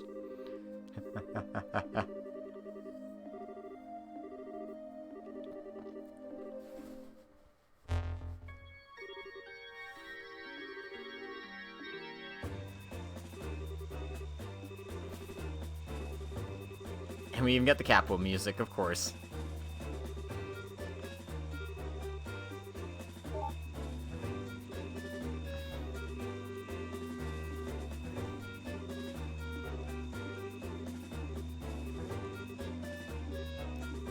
Comet news shaking like crazy. Now it's spinning around the dial. Oh. I think we activated it.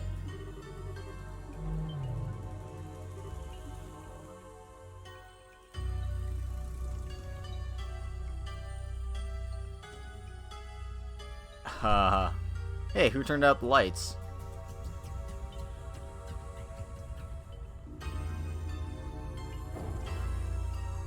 Shit, we just shut off power in the entire city.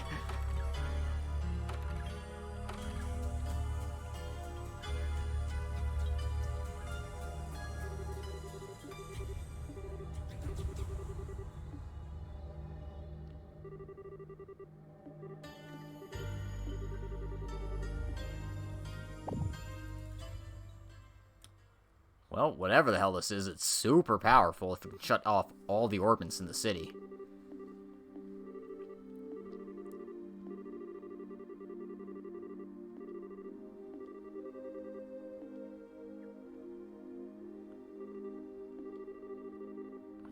And it looks like everything's shut off once we finish that experiment. Or, it's back on, rather.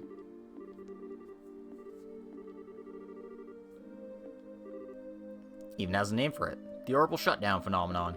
Because that's exactly what happened.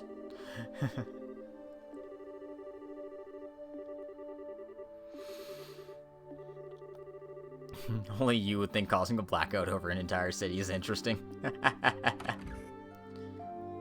And now you've gone and pissed off every single citizen in town.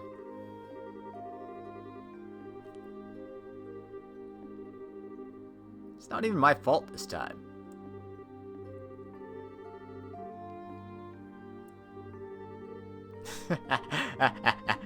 Oh, jeez.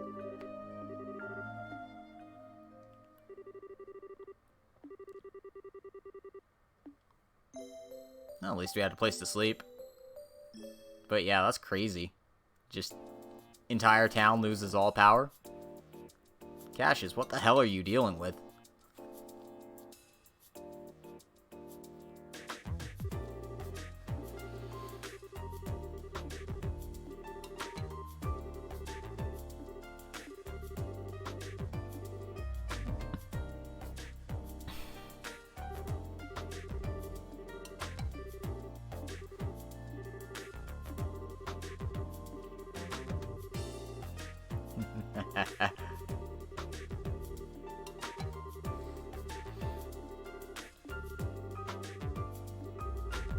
Well, we piqued the professor's curiosity, so he'll probably help us out every step of the way. So that's good. And of course, we brought this Orbman to him. We have a responsibility to see what the hell is its big deal.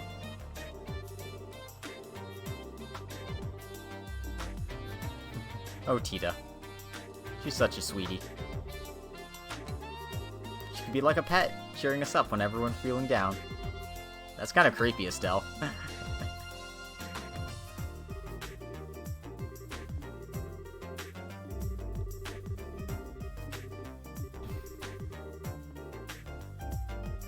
Alright. And we've officially got Tita Russell in our party now. So let's give her some actually decent equipment, shall we? Thor's hammer. Reflector. Some Sylphin boots.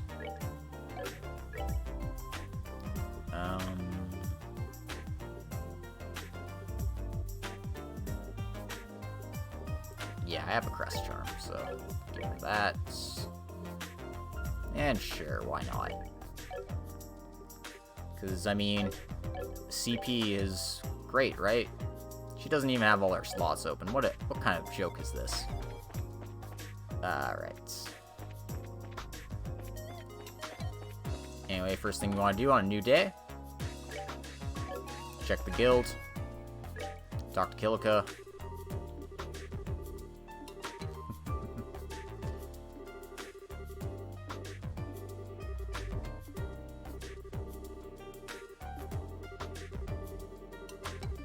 Yeah.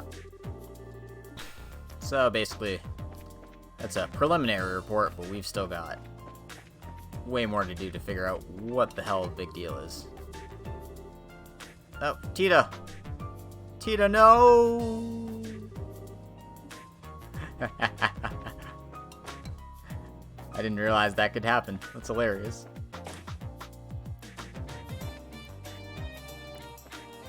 Alright, so.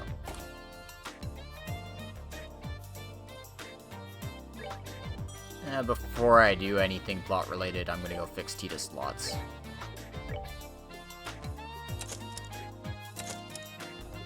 She has 3 lines. She is not very well equipped for orbital arts or anything of the sort.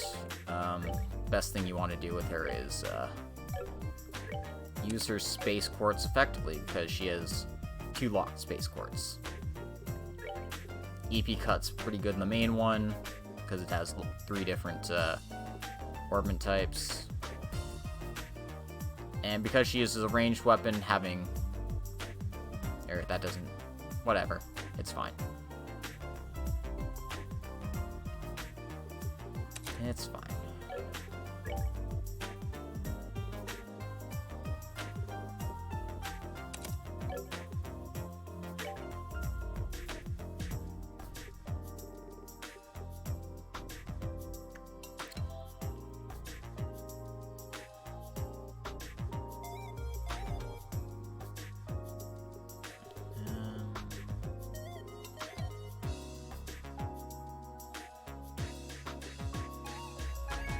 Just get some basic healing on her. You're not going to be using Tita for arts very often, just make sure she has the bare necessities. And we're going to give her Defense 3, because it's better than Defense 2. And it also gives her access to Earth Wall, which is a very good support spell for a character who's not going to be casting, you know, damaging spells, or like healing spells, or anything of the sort. Alright. Now let's move on.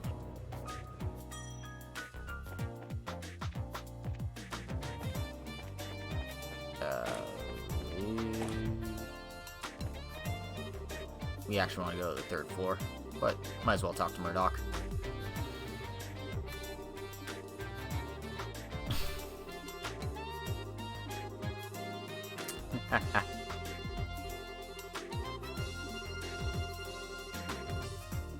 Yep. So his workshop's on the 3rd floor. Might as well check it out.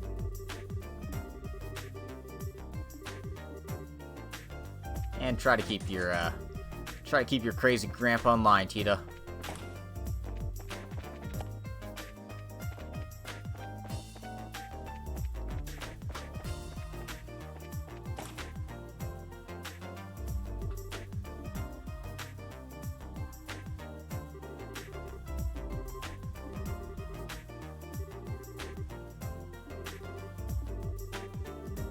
No, he's trying to cut into it, but an orbital-powered saw isn't going to do the trick.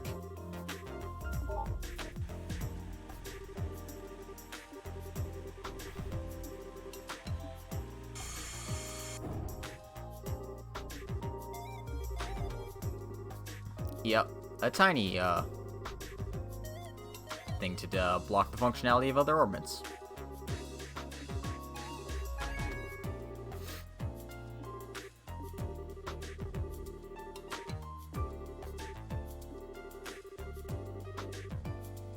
So it has a range of about 5 arch, which is about 5 meters. If there's no orbits close by, then it just stops.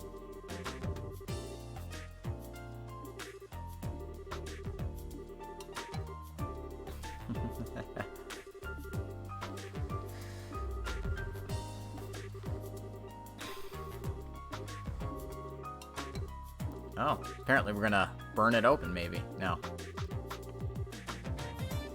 Can't use orbital power, then you'll have to use a way that doesn't rely on orbital energy. You know, logic. I'll have to use a combustion engine.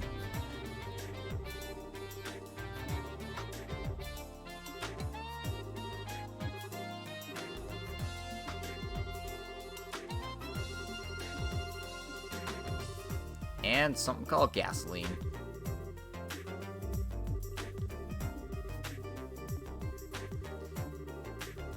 Well, you might as well fetch the engine and gasoline, so...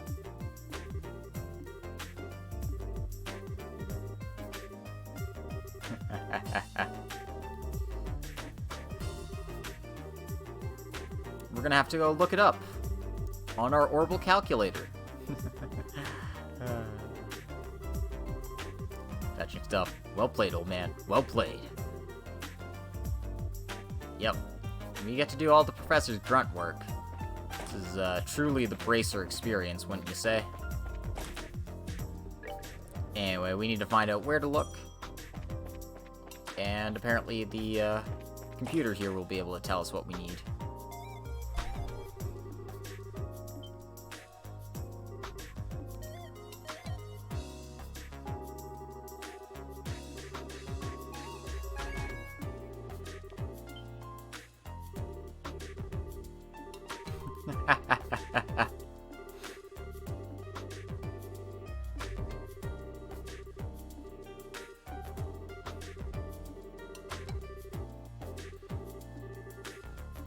Yep. Alright, we got to use this weird-looking contraption.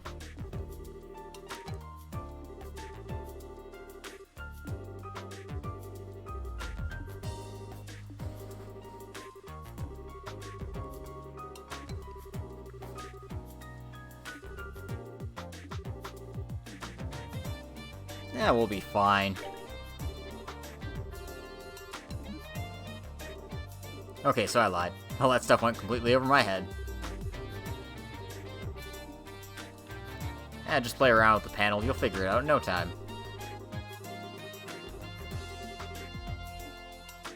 So, check out the central factory. You can find out when things happen. Professor Epstein died in 1154. So Professor Russell moved to Liberal next year after that. Took us a while for it to come together, but working together with the Zeiss Clockmakers Union, they established the Zeiss Engineering Factory. The king saw it, really liked what was going on. And then he died 2 years later. Then they made the Langland Bridge. And the first orbital-powered airship 4 years after that. It took about 40 tries.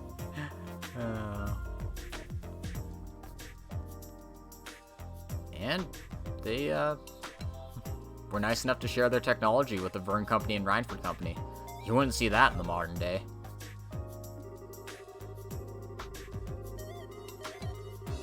And then you can see all these airships getting completed. The Cecilia, the Leibniz.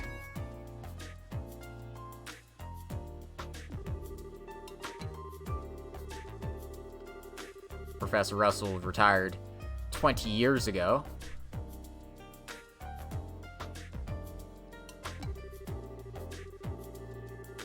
And you can just see all this information here.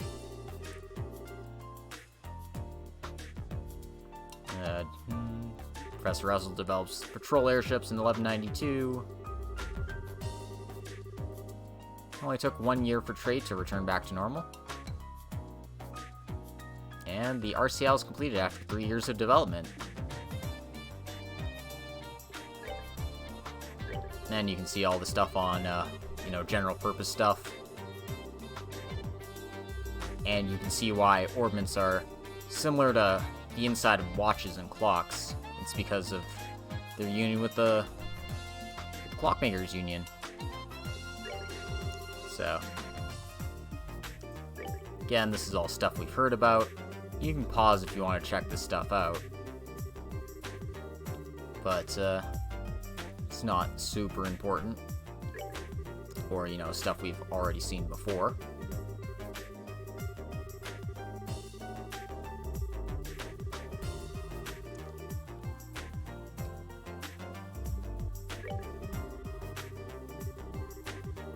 Airships, orbital weaponry, like firearms and cannons.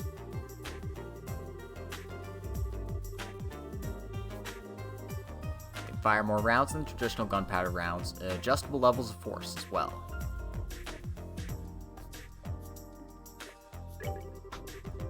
But they are obviously less lethal.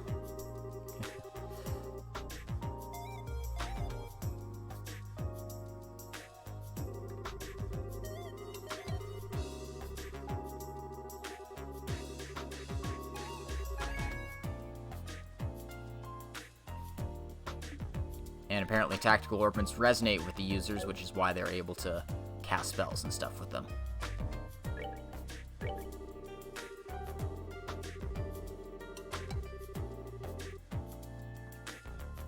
And this stuff we need: combustion engines, owned by Maintenance Chief Gustav.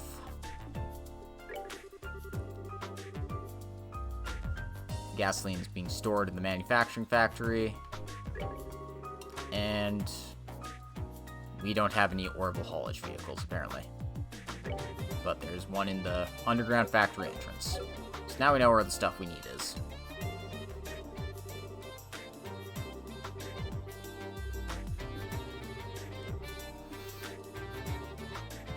Presence of mind was on par with his intelligence.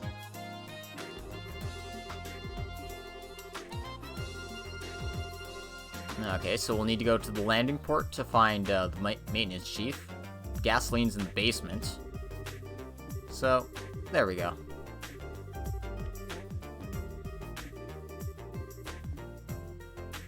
Shouldn't be too hard to find either of them, hopefully.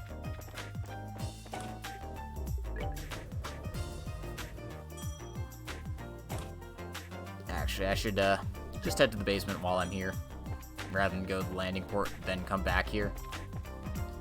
Talk to, factory chief here. Or just plain old Faye.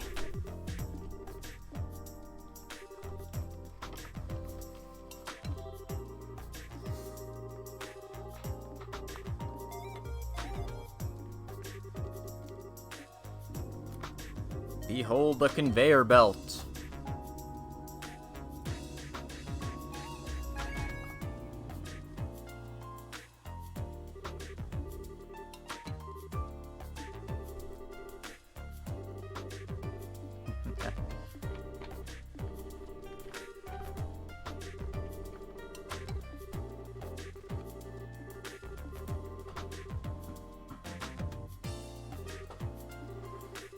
Alright.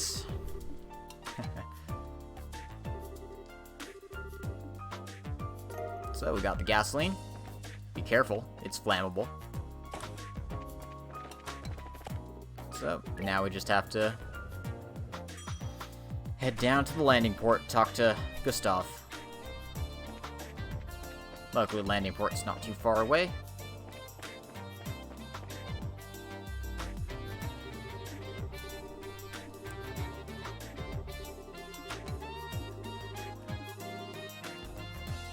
But apparently Gustav isn't here. Oh, he's in the Lacen Fortress. Shit.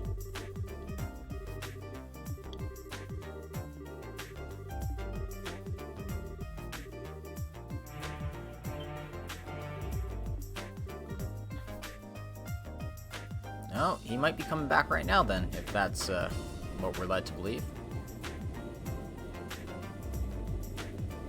I take it that's the maintenance airship.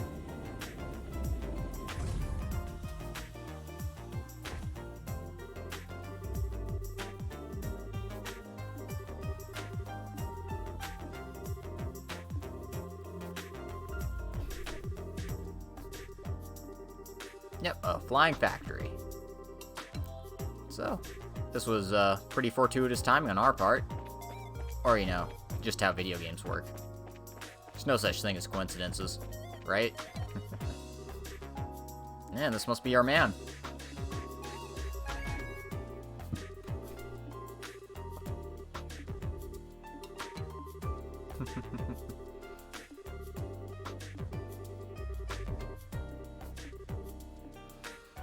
And luckily for us, he has a combustion engine ready to go here.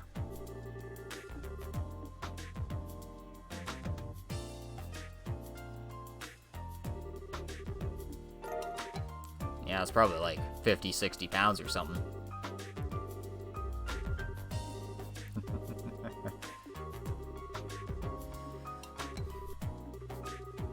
And apparently the military wanted this for some reason. I can't imagine why. But that timing does seem a little odd. Ah, this is a JRPG. There's no such thing as coincidences. Let's just get these things back to Professor Russell, shall we?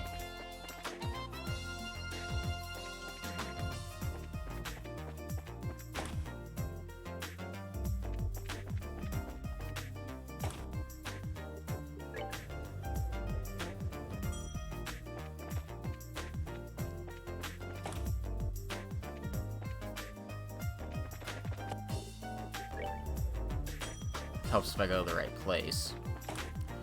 Alright, there he is.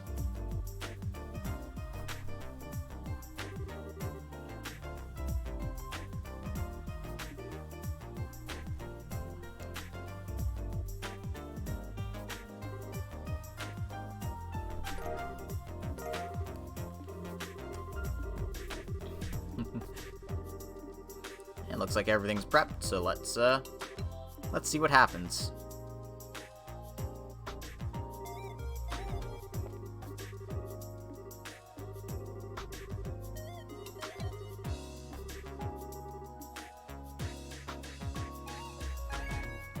But I imagine this is a pretty clunky thing.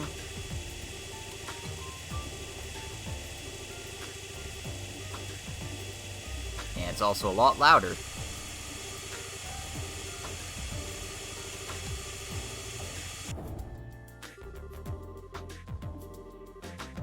And all that effort to make a tiny little scratch in it.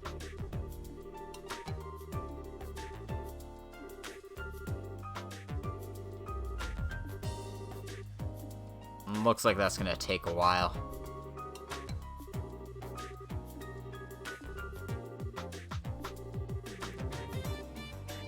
And, looks like something else has come up. The, pump in the Elmo Village is shut down, so they can't have any hot water.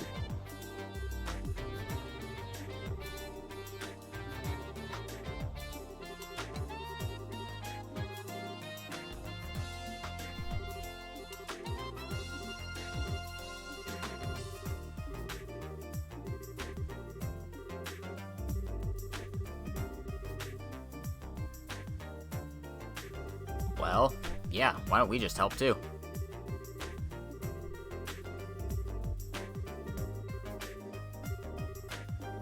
Exactly, it's not like we can really help with this.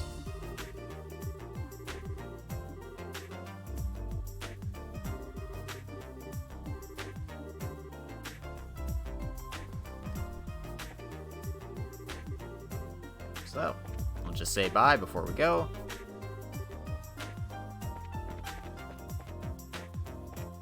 Yeah, let's leave the brains behind the operation to handle the hard stuff. We just gotta get her there safely. Which is what I would say if this wasn't a Trails game, and by immediately completing this part of the game, more quests didn't open up.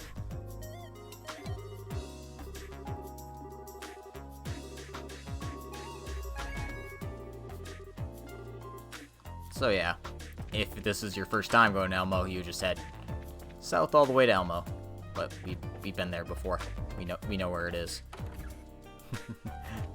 Anyway, we don't want to talk to Kilka, but look, 5 new quests out of nowhere, and 3 of them would immediately stop before would immediately cancel you out as soon as you got to Elmo. So there's a monster on the Ritter Roadway. Somebody stole somebody's cigarettes. Somebody's looking for a secret ingredient.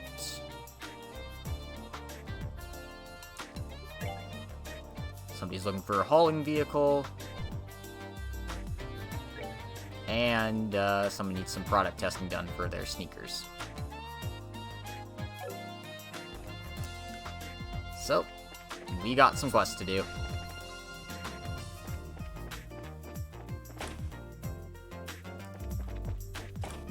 We've got 2 quests to do on the 4th floor, so let's head there first.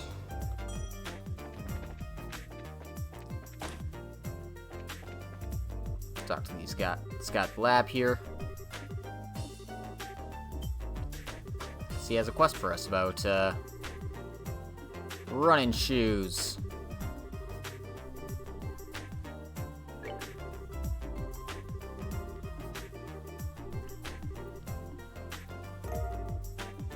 The Alpha Strega.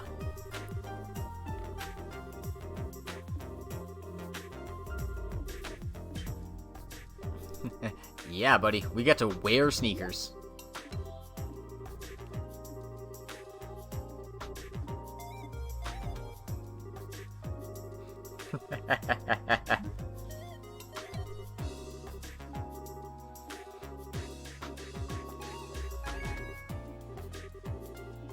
She's a sneaker maniac.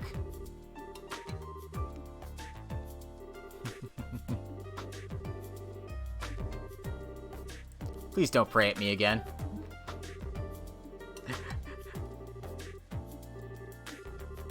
From the Elmo Spa to the Wolf Fort, all the way to the Sanctime Gate. When you feel you test them out properly, bring them back.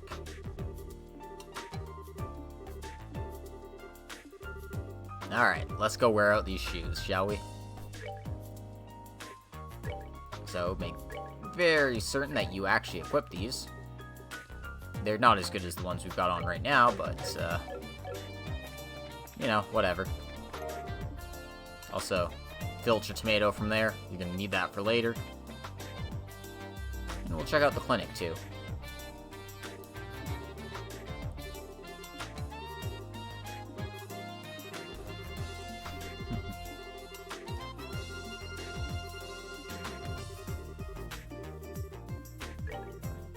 Let's go find her cigarettes.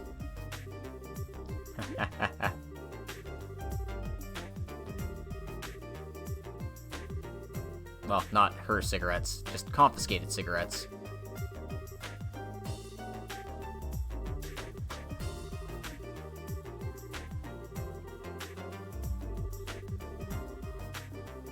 Alright, let's talk to all the smokers.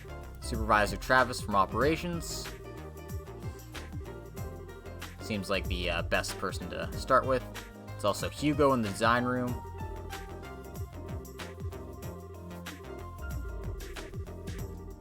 And there's a eyewitness, apparently. the cat? We gotta talk to the cat.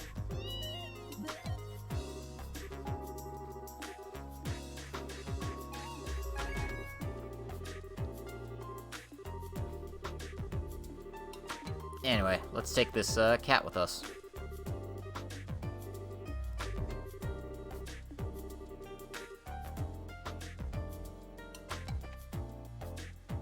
So, make sure you give the cat the fresh milk first. If you don't have any, you can buy some from the market. This is why you always like to carry a supply of ingredients on you. And, we'll just go ahead and get this quest done first before the other one here.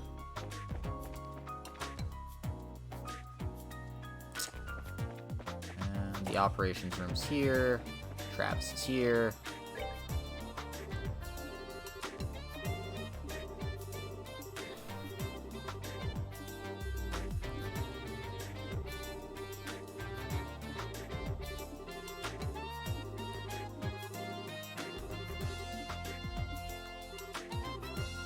It doesn't seem like this is our man. So, maybe it's Hugo who's responsible for this. He's currently on the first floor, so we'll check him out.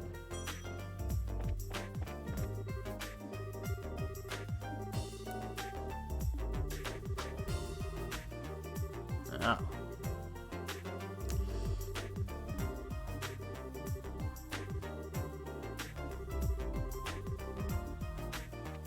Seems like they're still having issues about the RCL. Maybe that's gonna drive him to smoke.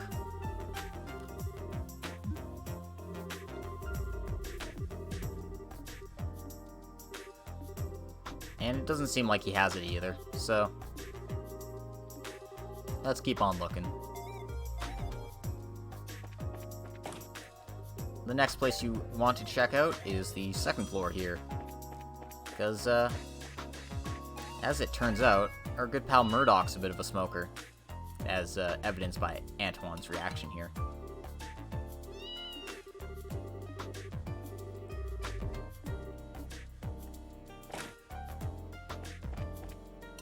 So we'll talk to Murdoch.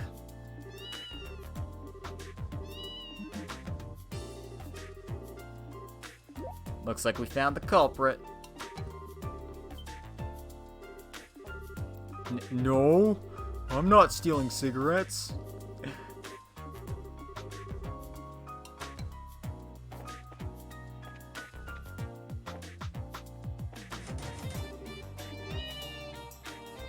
Oh.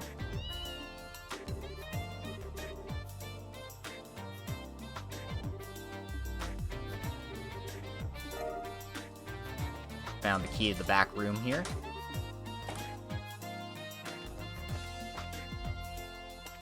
And, lo and behold, a pack of cigarettes.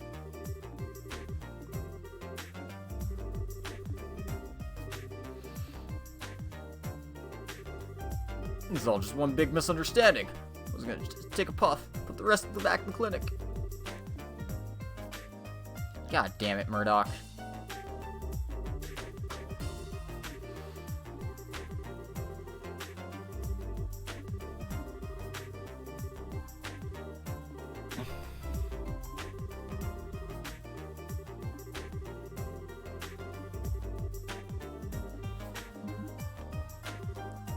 Ah, poor guy.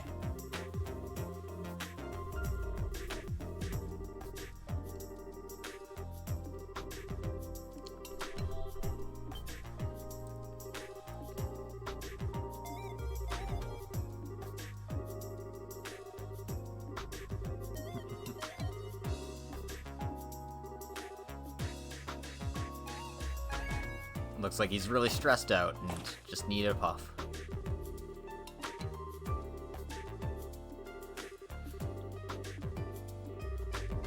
But we wouldn't have done this without the help of our crime-solving cat, Antoine.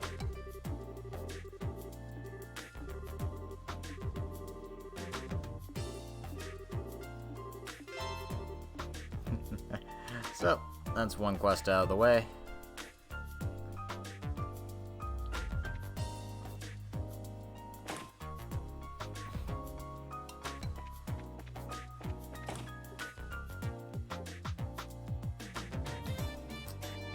So let's head out of the factory for now. Trying to see if there's anything else we need to do.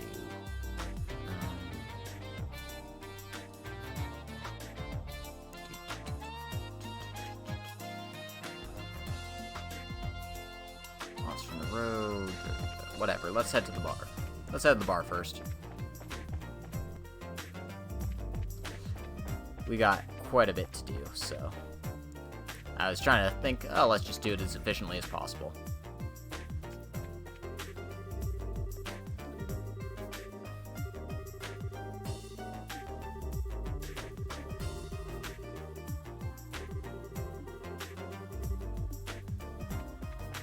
Anyway, there should be a guy waiting for us at the bar.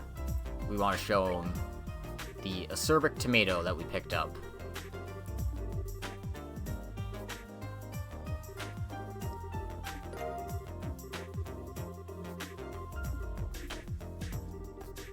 It being super bitter is exactly what we need.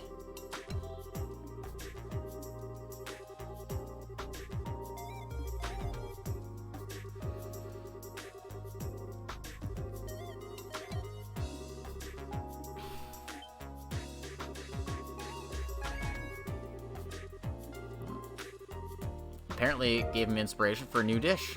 Let's see how it goes. Maybe later.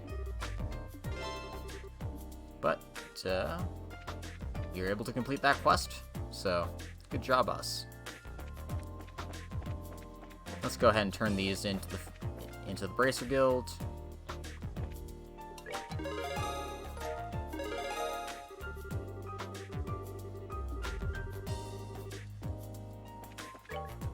And we got a couple of more short-term ones to do, and then this long-term one on the Ritter Road. You know what? Let's just take care of this one on the road.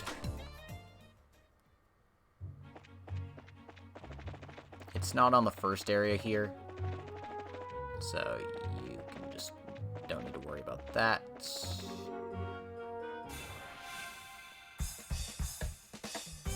But it is right in your way here, so you do have to deal with it. Get two of them at once, so I might as well.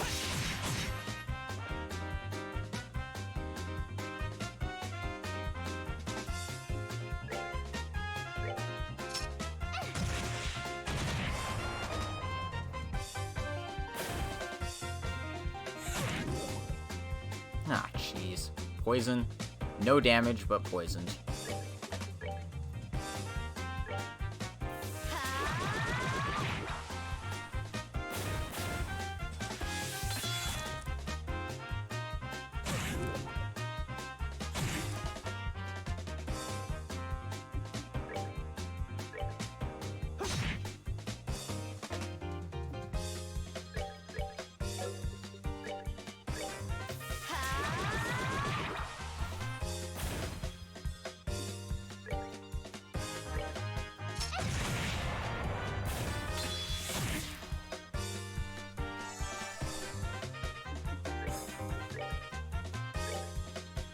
Anyway, with only the snake left, he should be pretty simple to handle.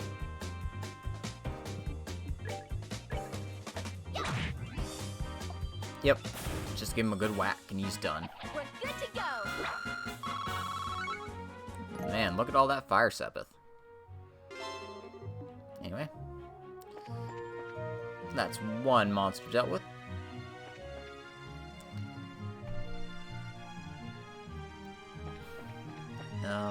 Right. What places did I need to go for the running around stuff? I need to go to Leyston and Sanctime. Right.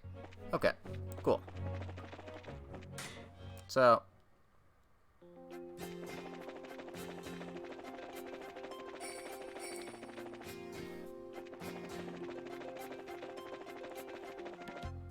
it doesn't matter that you can't get into Leyston properly. All that really matters is that you go to the screen with the stealth equipped with the Alpha Strigas. So you need to go to the Airletton checkpoint, Leyston, Sanctime Gate, and the Wolf Fort.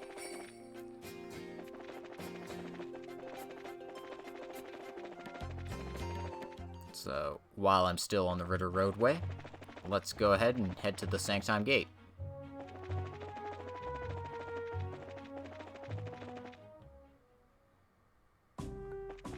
And, you only need to visit 3 of the locations to get some BP, but if you visit all of them, you get bonus. So I'm not sure if it needs us to go all over the place in Sanctime, but I'm just doing that just in case. I don't imagine this will be a big deal, but worst comes to worst, I don't want to be blamed for not doing my due diligence.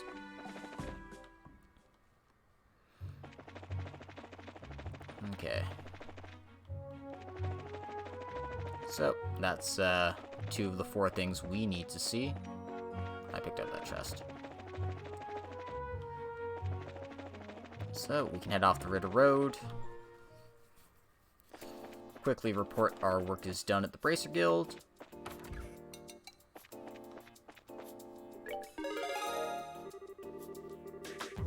And, our next quest is going to take us down south. We don't want to head directly to Elmo, of course, but,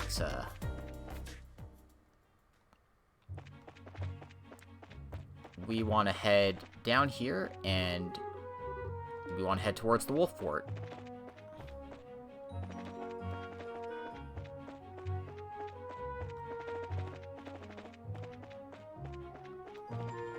I don't know what I'm looking for there, but, it's somewhere on this screen. It's the orbital haulage vehicle we're looking for.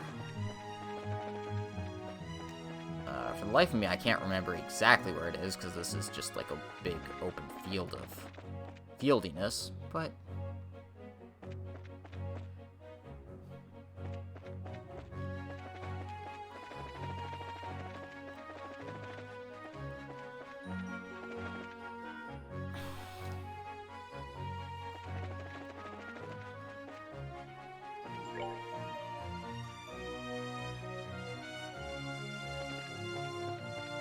you know, it's somewhere around here.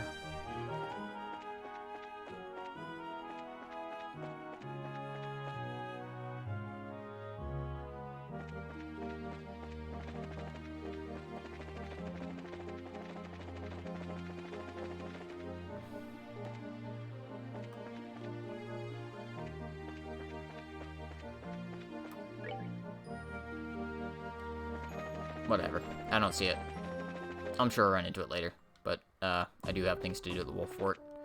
Just going here helps continue that one. Bug the chickens. I also want to talk to this guy here.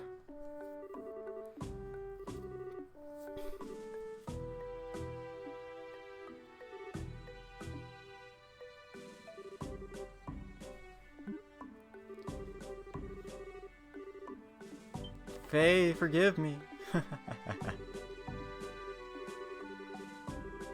Yep.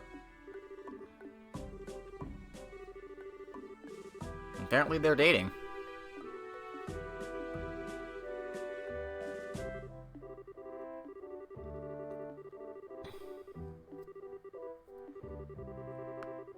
Oh no, they were dating and then they broke up. But apparently he's not ready to give up on her just yet.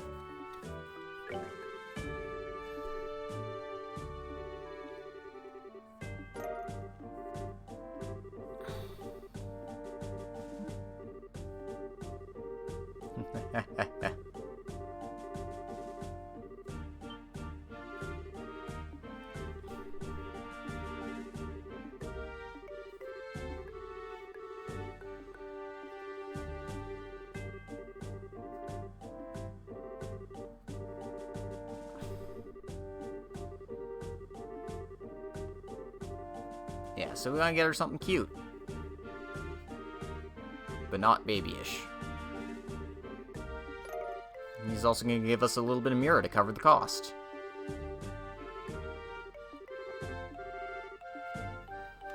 Well, it's nice of him.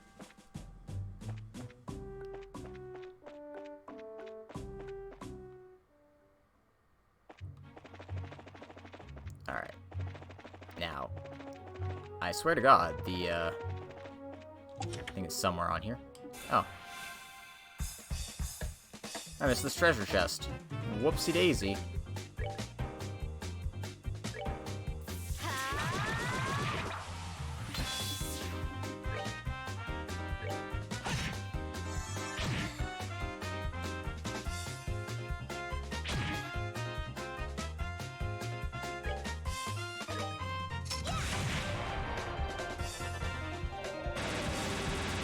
Jeez, instant art casting, come on. What a bunch of jerks. Well, can't kill any of them. Except the boss. One go here, so... just do what you can.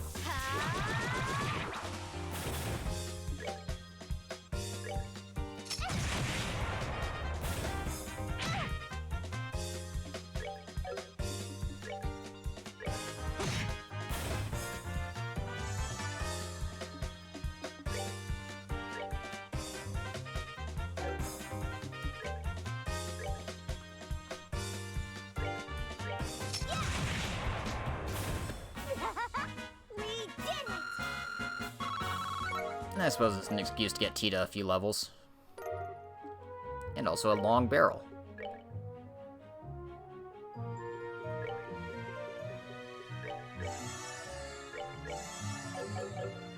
Hey, you did quite the number on me. Maybe I need to start actually fighting some monsters at some point. Anyway, it's not over here. Where it was. There it. Oh my god. Yeah, looks like this vehicle's stuck here and it's broken down.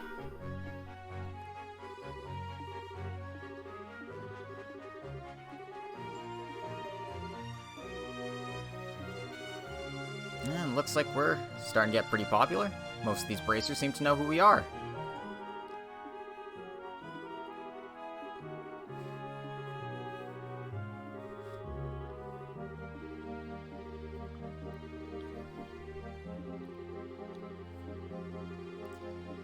But, yeah, we can't get this thing going if it's broken down here.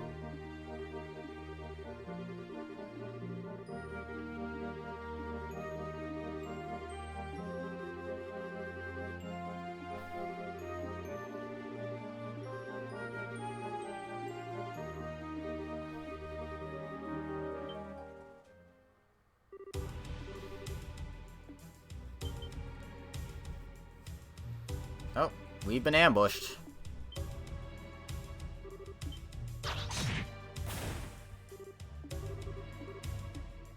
Oh no, there's more on that side. We're surrounded.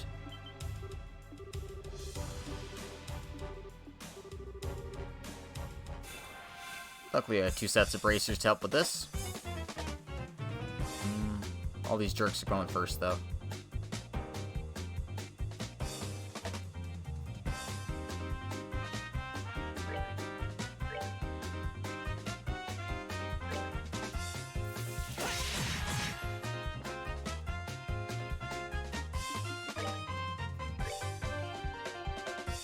Anyway, we have a nice smoke cannon craft here, so let's go ahead and use that. Prepare to meet your doom! Hopefully that'll make these less likely to hit us.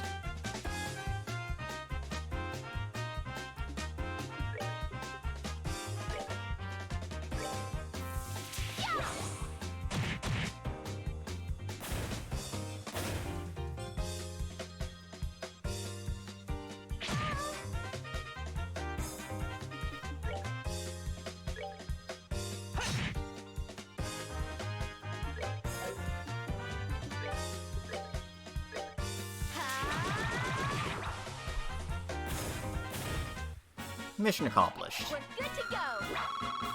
Yeah, not much to say about these guys.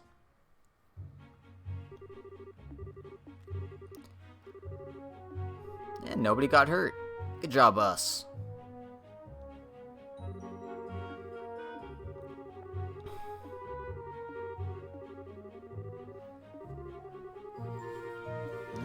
maybe we can talk to Prometheus and he'd be able to help us out.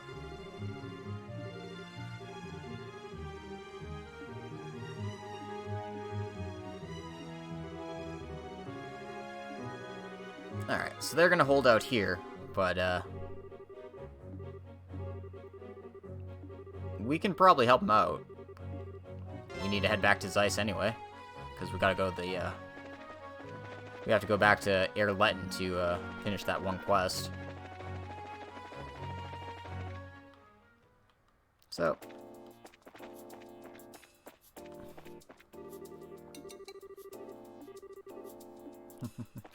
all bread's good bread.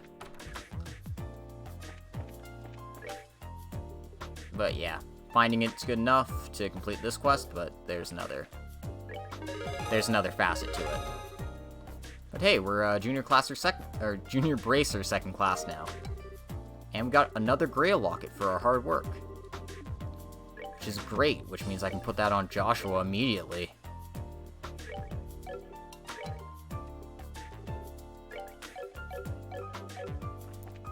That way I don't have to worry about him getting random status effects now.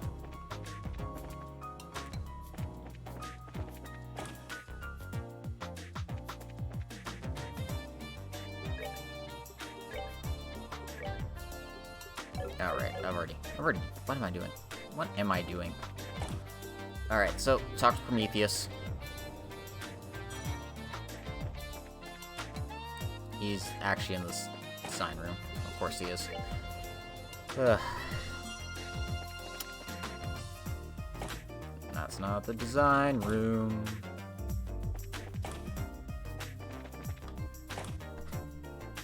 If I lost my marbles, I've lost my marbles. Don't worry about it. You get those back whenever you want, right? Design room's here. 3rd floor. Anyway, we want to talk to him about the orbital engine.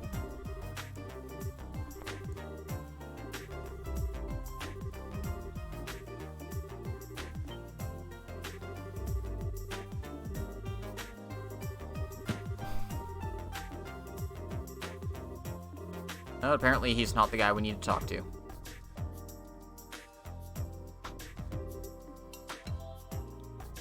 Well, that was a waste of time.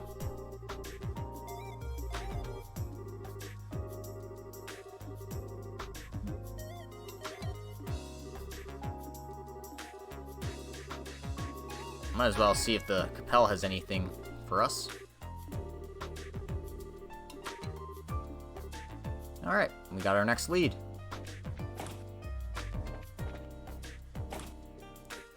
So, we'll head up to the 5th floor. Check on our computer buddy.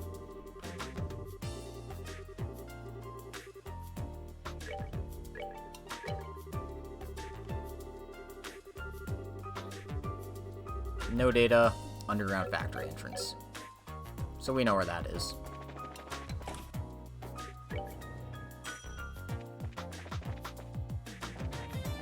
But first, let's deliver something to Faye. You're supposed to get her a gift, which is that hat I bought a while back this, at the very start of this episode.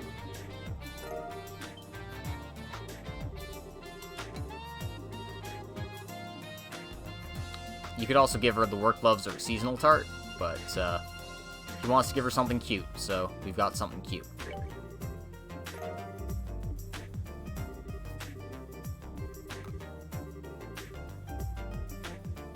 Aww. Looks like the flame's still burning between them. That's sweet. Okay. So, if we're led to believe anything, we've got an engine right here.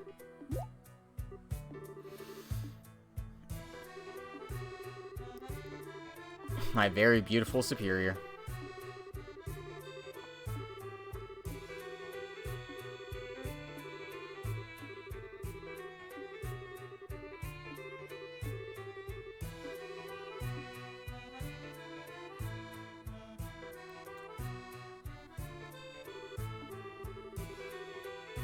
Alright, and we've received the thing we need. So, we can take that back to Wong, and we should be able to get that engine moving again. But before we do that, let's go breaking these Stregas. By going super fast! All the way to our destination. Which is the Airleton checkpoint. I know, right? We gotta go all the way back.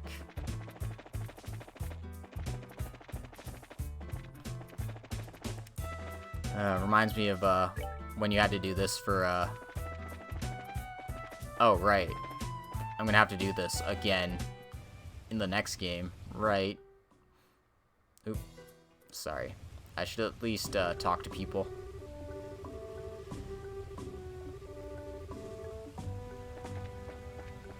But yeah, if all the orbmans shut down, the Langland Bridge would be stuck in the raised position. That certainly will never come up at any point.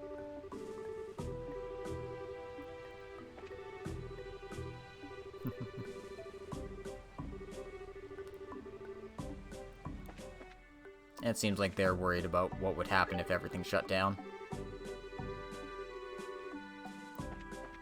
So yeah. We really screwed the pooch this time, guys.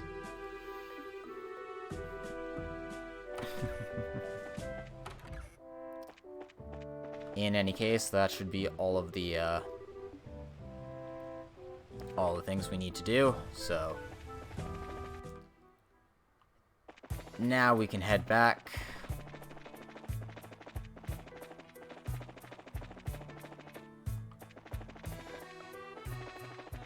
Head back, report into, what's-his-face on the 4th floor. Or 3rd floor, whatever floor it was, I forget. It all blends together.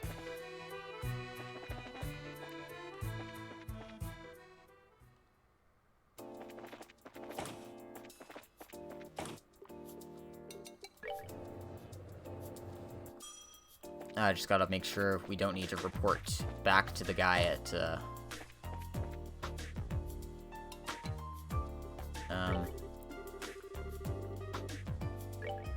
I'm gonna save just in case. I mean, I'm pretty sure I'm fine, but...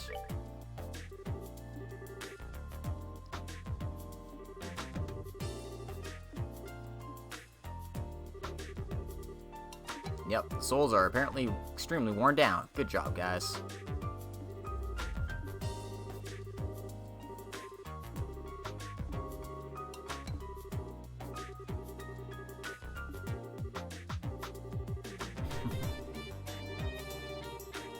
And since we exceeded his expectations, checked all the places, we received the Beta Strega.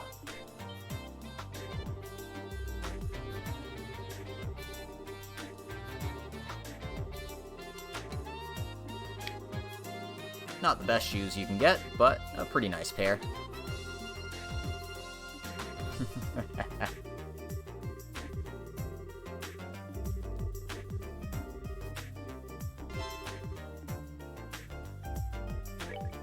So, we gotta go fix Estelle's equipment here. See, the Beta Strega is much better than the Alphas, but not as good as the Sylphin boots, so put those back on. Alright.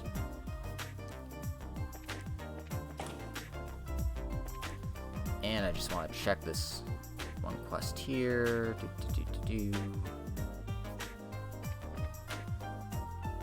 Okay, yeah.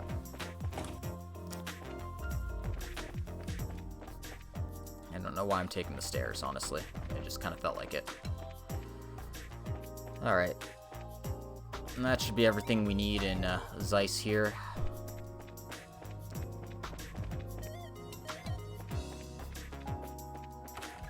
So, let's report our good news to Kilika here. Product testing's done. We got the bonus 2 BP for going all 4 places. Messenger of Love, by finding the right gift, we get an extra 4 BP. So we're up to 244.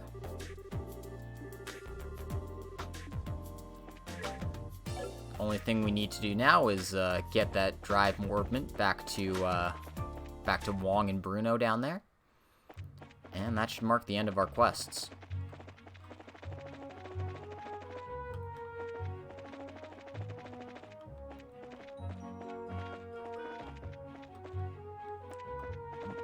Oh god, am I gonna be hunting for this thing again? Oh, there it is. I knew it was in the south somewhere. I'm just not sure where.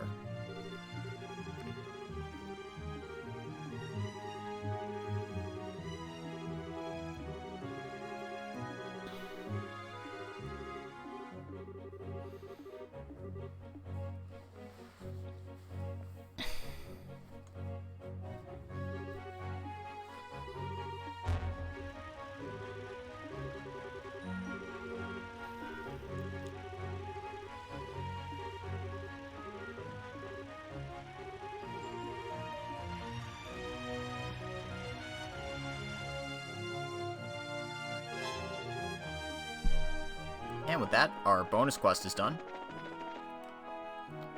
Which means we can hop over to Zeiss real quick, get this last quest reported, and then finally we can move on with the main plot. Yeah, Zeiss has just a bunch of these random quests all over the place. So, just gotta keep your eyes out for those. Up to 249 now. So, we got all the bonus BP we need. Since I can save with a clean conscience. And, yeah, let's, head on over to where we actually need to go.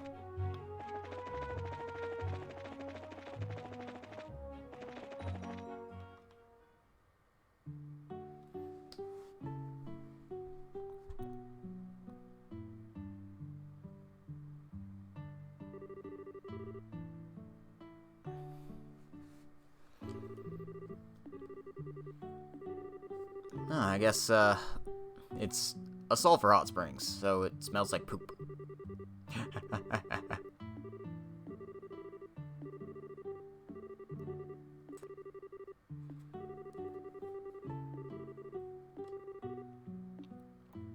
Alright, well, seems like our destination's pretty simple here. We need to talk to the proprietor of this inn and have her give us the key. She seems like a sweet old lady.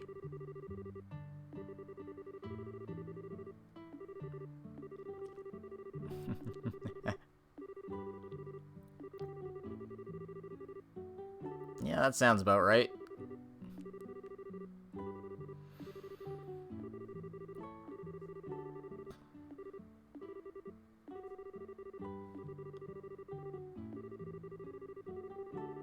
Knee-high to a grasshopper.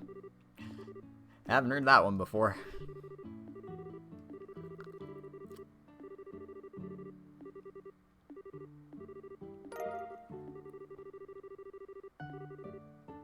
Alright, let's go ahead and fix this pump.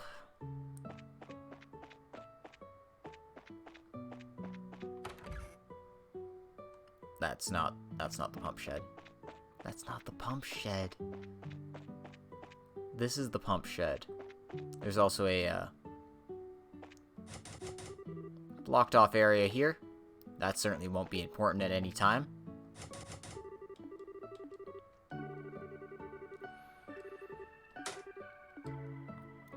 So let's go ahead and get this fixed, shall we?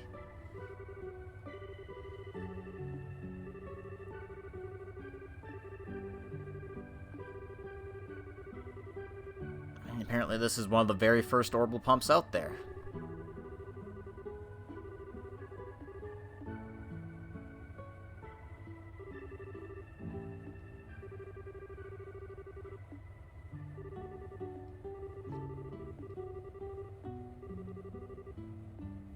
And it looks like Tita's going to be running all the checks. So, might as well leave it to the expert. And, chill out at the inn. I mean, part of a bracer's job is resting when necessary, right? I mean, what better place to rest than a hot springs town?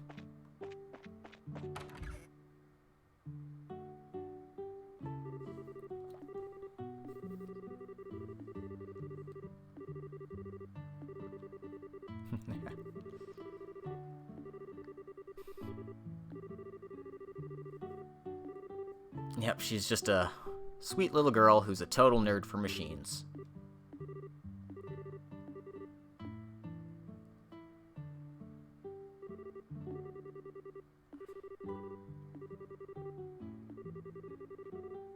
Huh. A lady from Gransel?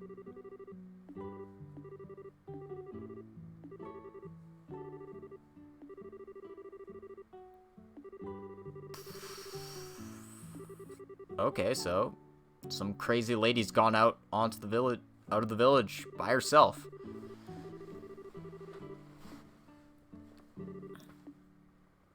Looks like we've suddenly picked up a new job.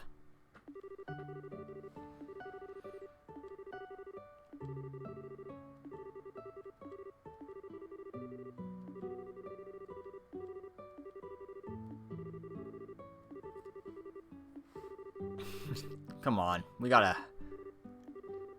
help out, right?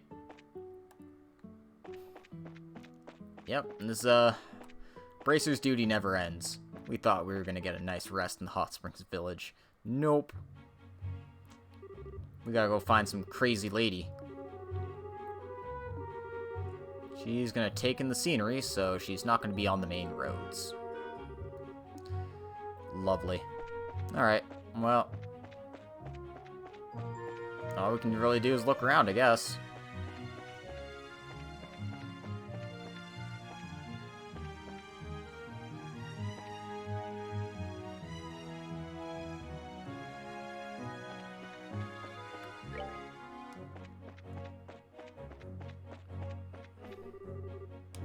There we are. That wasn't too hard. Oh, she's screaming for Niall? I think we know who that is. It's Dorothy!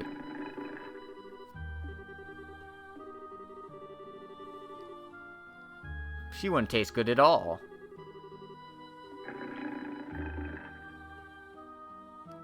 But man, sleeping 12 hours a day? I'm jealous.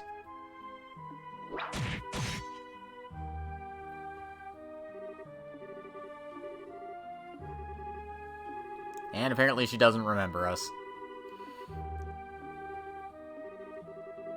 Ideos, give me the strength not to leave her to the beasts. Well, we got a few Dobermen to deal with.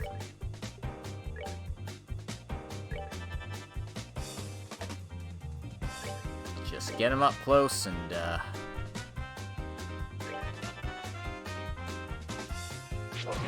hope they're in the business to die.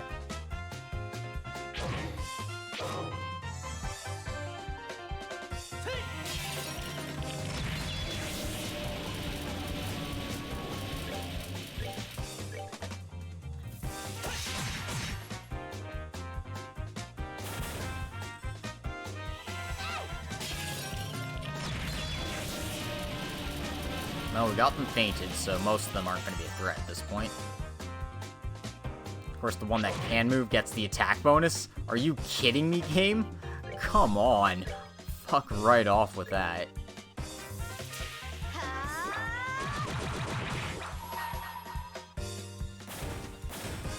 In any case, I don't want to chance this, so... Here I come.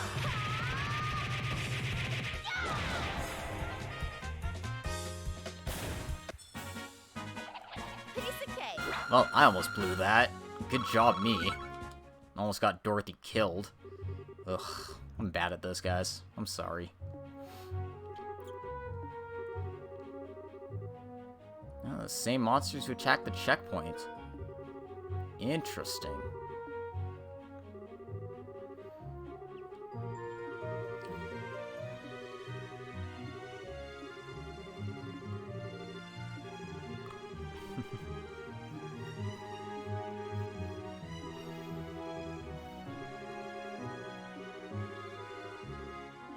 What?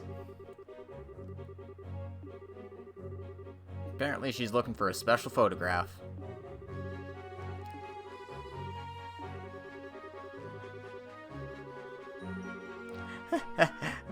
Oh dear.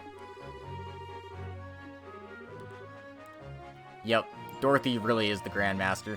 The only one capable of getting under Estelle's skin.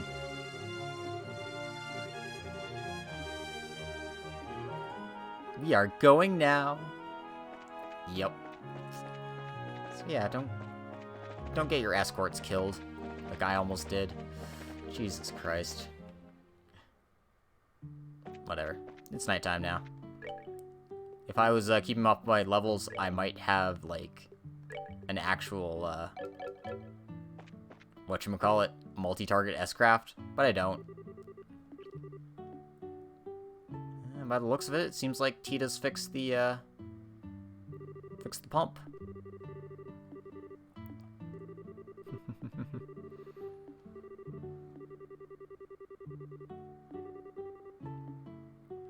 And she's already ready to hop into the spa. That's the way to go. At least she thanked us too. So, hey, can't complain too much about that.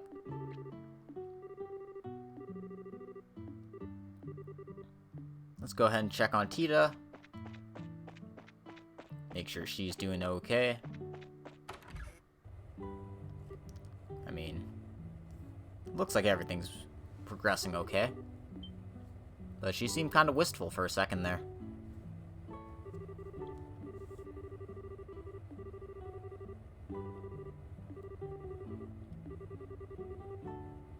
Oh, a corroded part.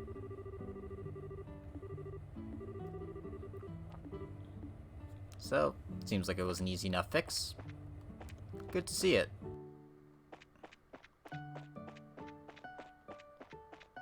So let's go ahead, let the owner know the good news, and see what we can do.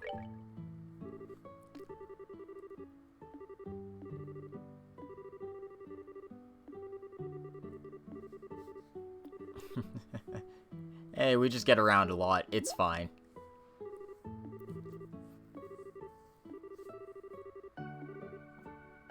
Oh, hey, we get a free stay at the inn for our troubles. That's pretty nice. And, we even got the go-ahead from Tita's grandpa, so why not?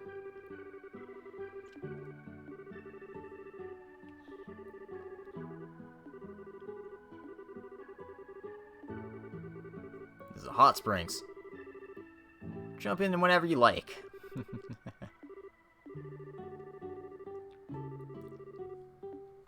Well, I guess we've got our nighttime stuff figured out. I just want to check if there's any other things we need to do. Nope. No, there's not. Let's end the events for the day.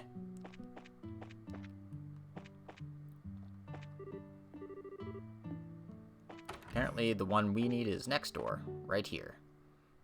Room for 4 of us. Makes sense. There's only 3 of us here.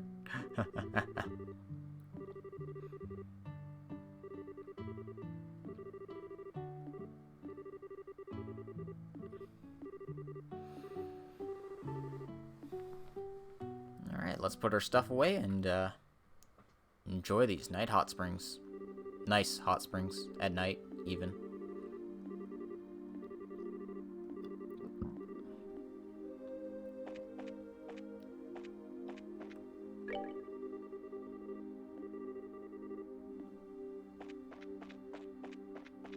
Well, may as well go check this out.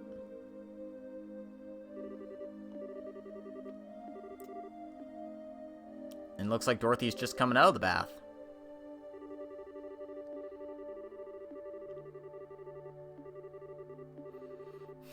Apparently she's been in there for hours.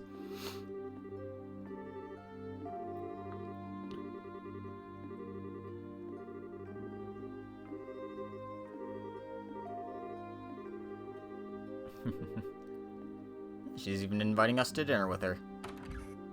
But she's gonna have some milk first, because can't have bath without having milk, right? I assume that's a Japan-only thing. Milk after a bath seems awkward.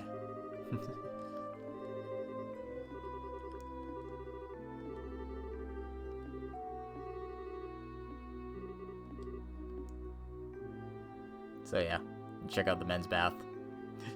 Check out the ladies' bath, and we'll automatically be brought in here.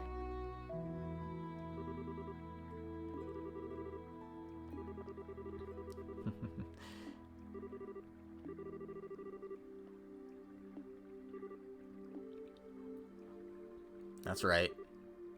It's a Japanese game. We're having a Hot Springs episode. Deal with it.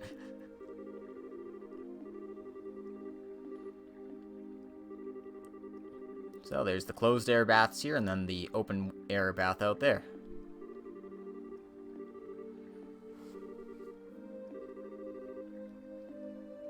And we're gonna have a nice little bonding moment between Tita and Estelle.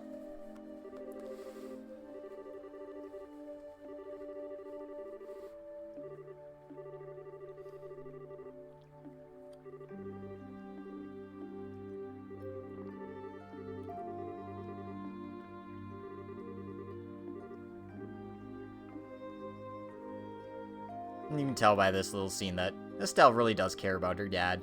She might rag on him a lot, but she respects him.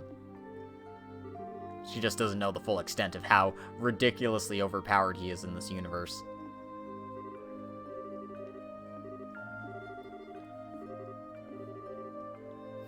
Are you and Joshua married? I'm sorry, I must have spaced out. Aww. Why would you ask a thing like that?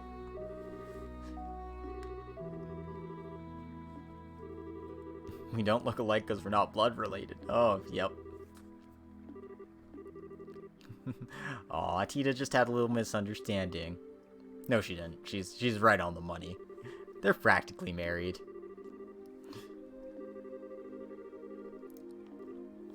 And they do totally love each other. Tita can at least see that. Deny it all you want, Estelle. Nobody believes you.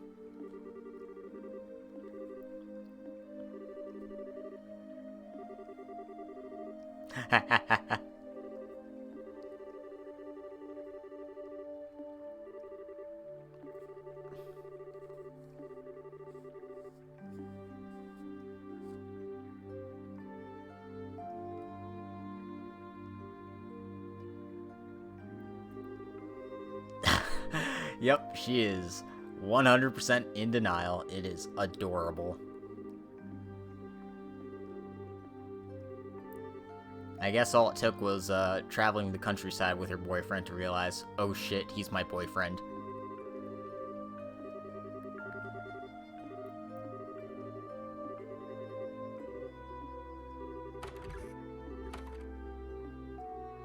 And now she's going to embarrass herself further.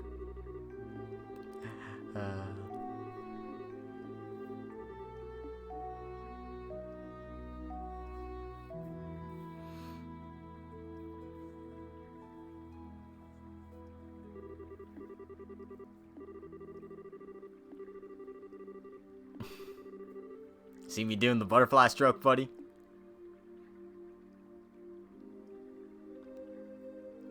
Oh, hello there. Just a little bit, isn't it? You staying silent like this would make this really awkward. Aww.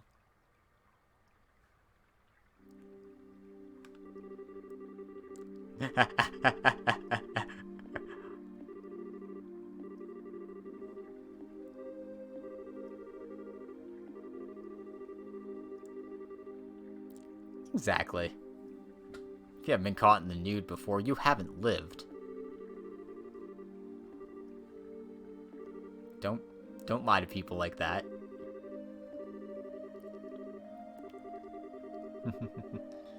Exactly.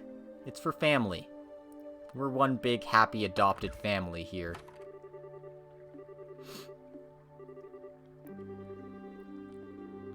Nor did I flake out and completely miss the sign in the dressing room. I think you're so cute. Well, you're not.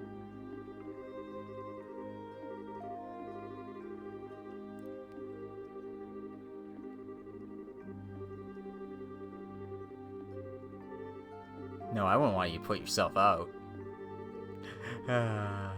Jeez. Just some friendly sibling banter to get them back together.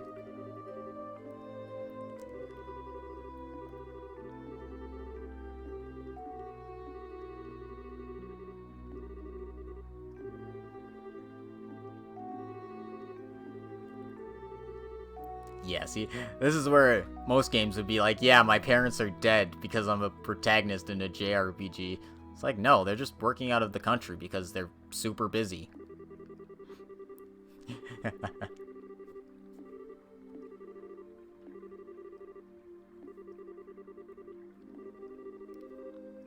Of course, then we compare that to Cold Steel, where practically everyone except... Yeah, I think everyone except Gaius has at least one missing parent.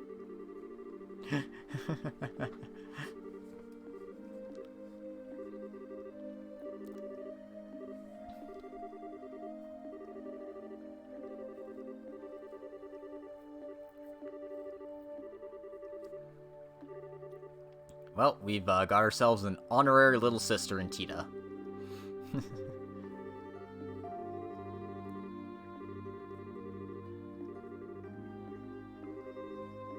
Aww. Well, that was a cute little scene. And, apparently Dorothy's drank too much milk. So, you know. We're great. We're great. We're great people. And, with that nice little scene, we made it to another day in Zeiss. It's just been a really nice slice of life kind of episode, where nothing dramatic has happened, other than, you know, the power going out in Zeiss for a little while.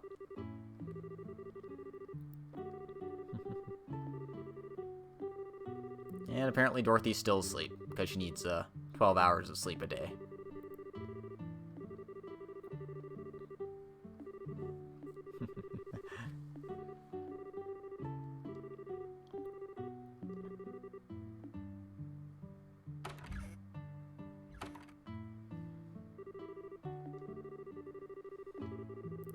And, you know, silver linings in dark clouds. We got a nice little scene in the hot springs for all of our trouble. And we also got an adoptive little sister. Kind of.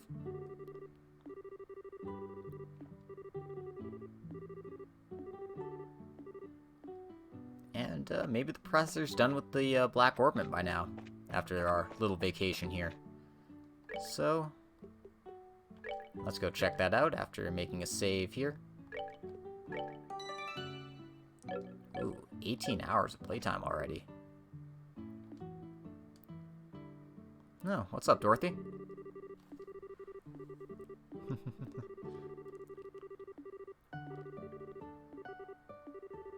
Little T?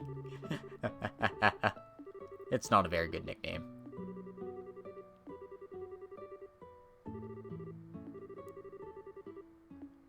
Alright. Now with Dorothy in tow, let's leave.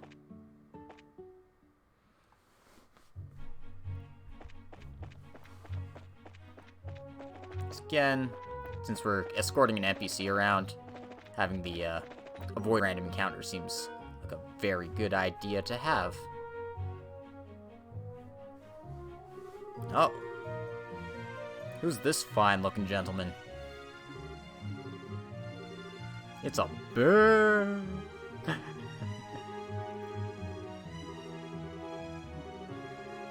Yeah, just follow the road and you'll get there eventually, buddy.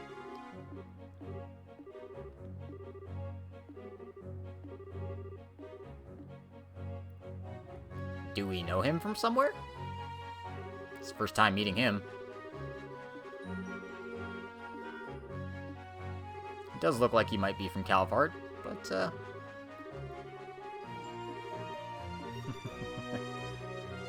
fortunately, we'll have to leave it at that. He does have a portrait, though, so he must be somewhat important.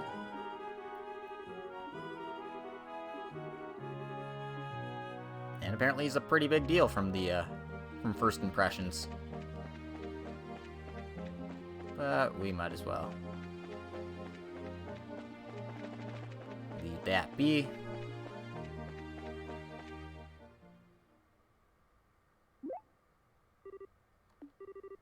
Huh. There's no town music.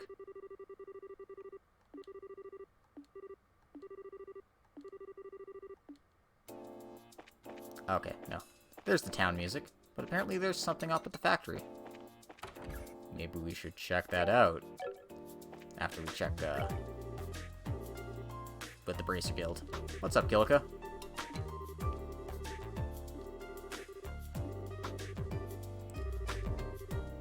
Okay, so something's happened. They don't have any other bracers, so we need to check out what's going on. And we certainly could do that next time. That's right, we're calling it an episode here. Normally I would have waited just, you know, at the Hot Springs Village, but we'll leave ourselves with this wonderful, wonderful cliffhanger to deal with. So, I'd like to thank everyone for coming today. And I hope you enjoyed this episode. General stuff, you know, all the stuff you need to do. Like, comment, subscribe, do all that stuff. Do it now. Do it. Woo! Okay, that's enough out of me. Have a good night, guys. We'll see you next time for whatever the heck's happening in the factory right now. Seems pretty problematic.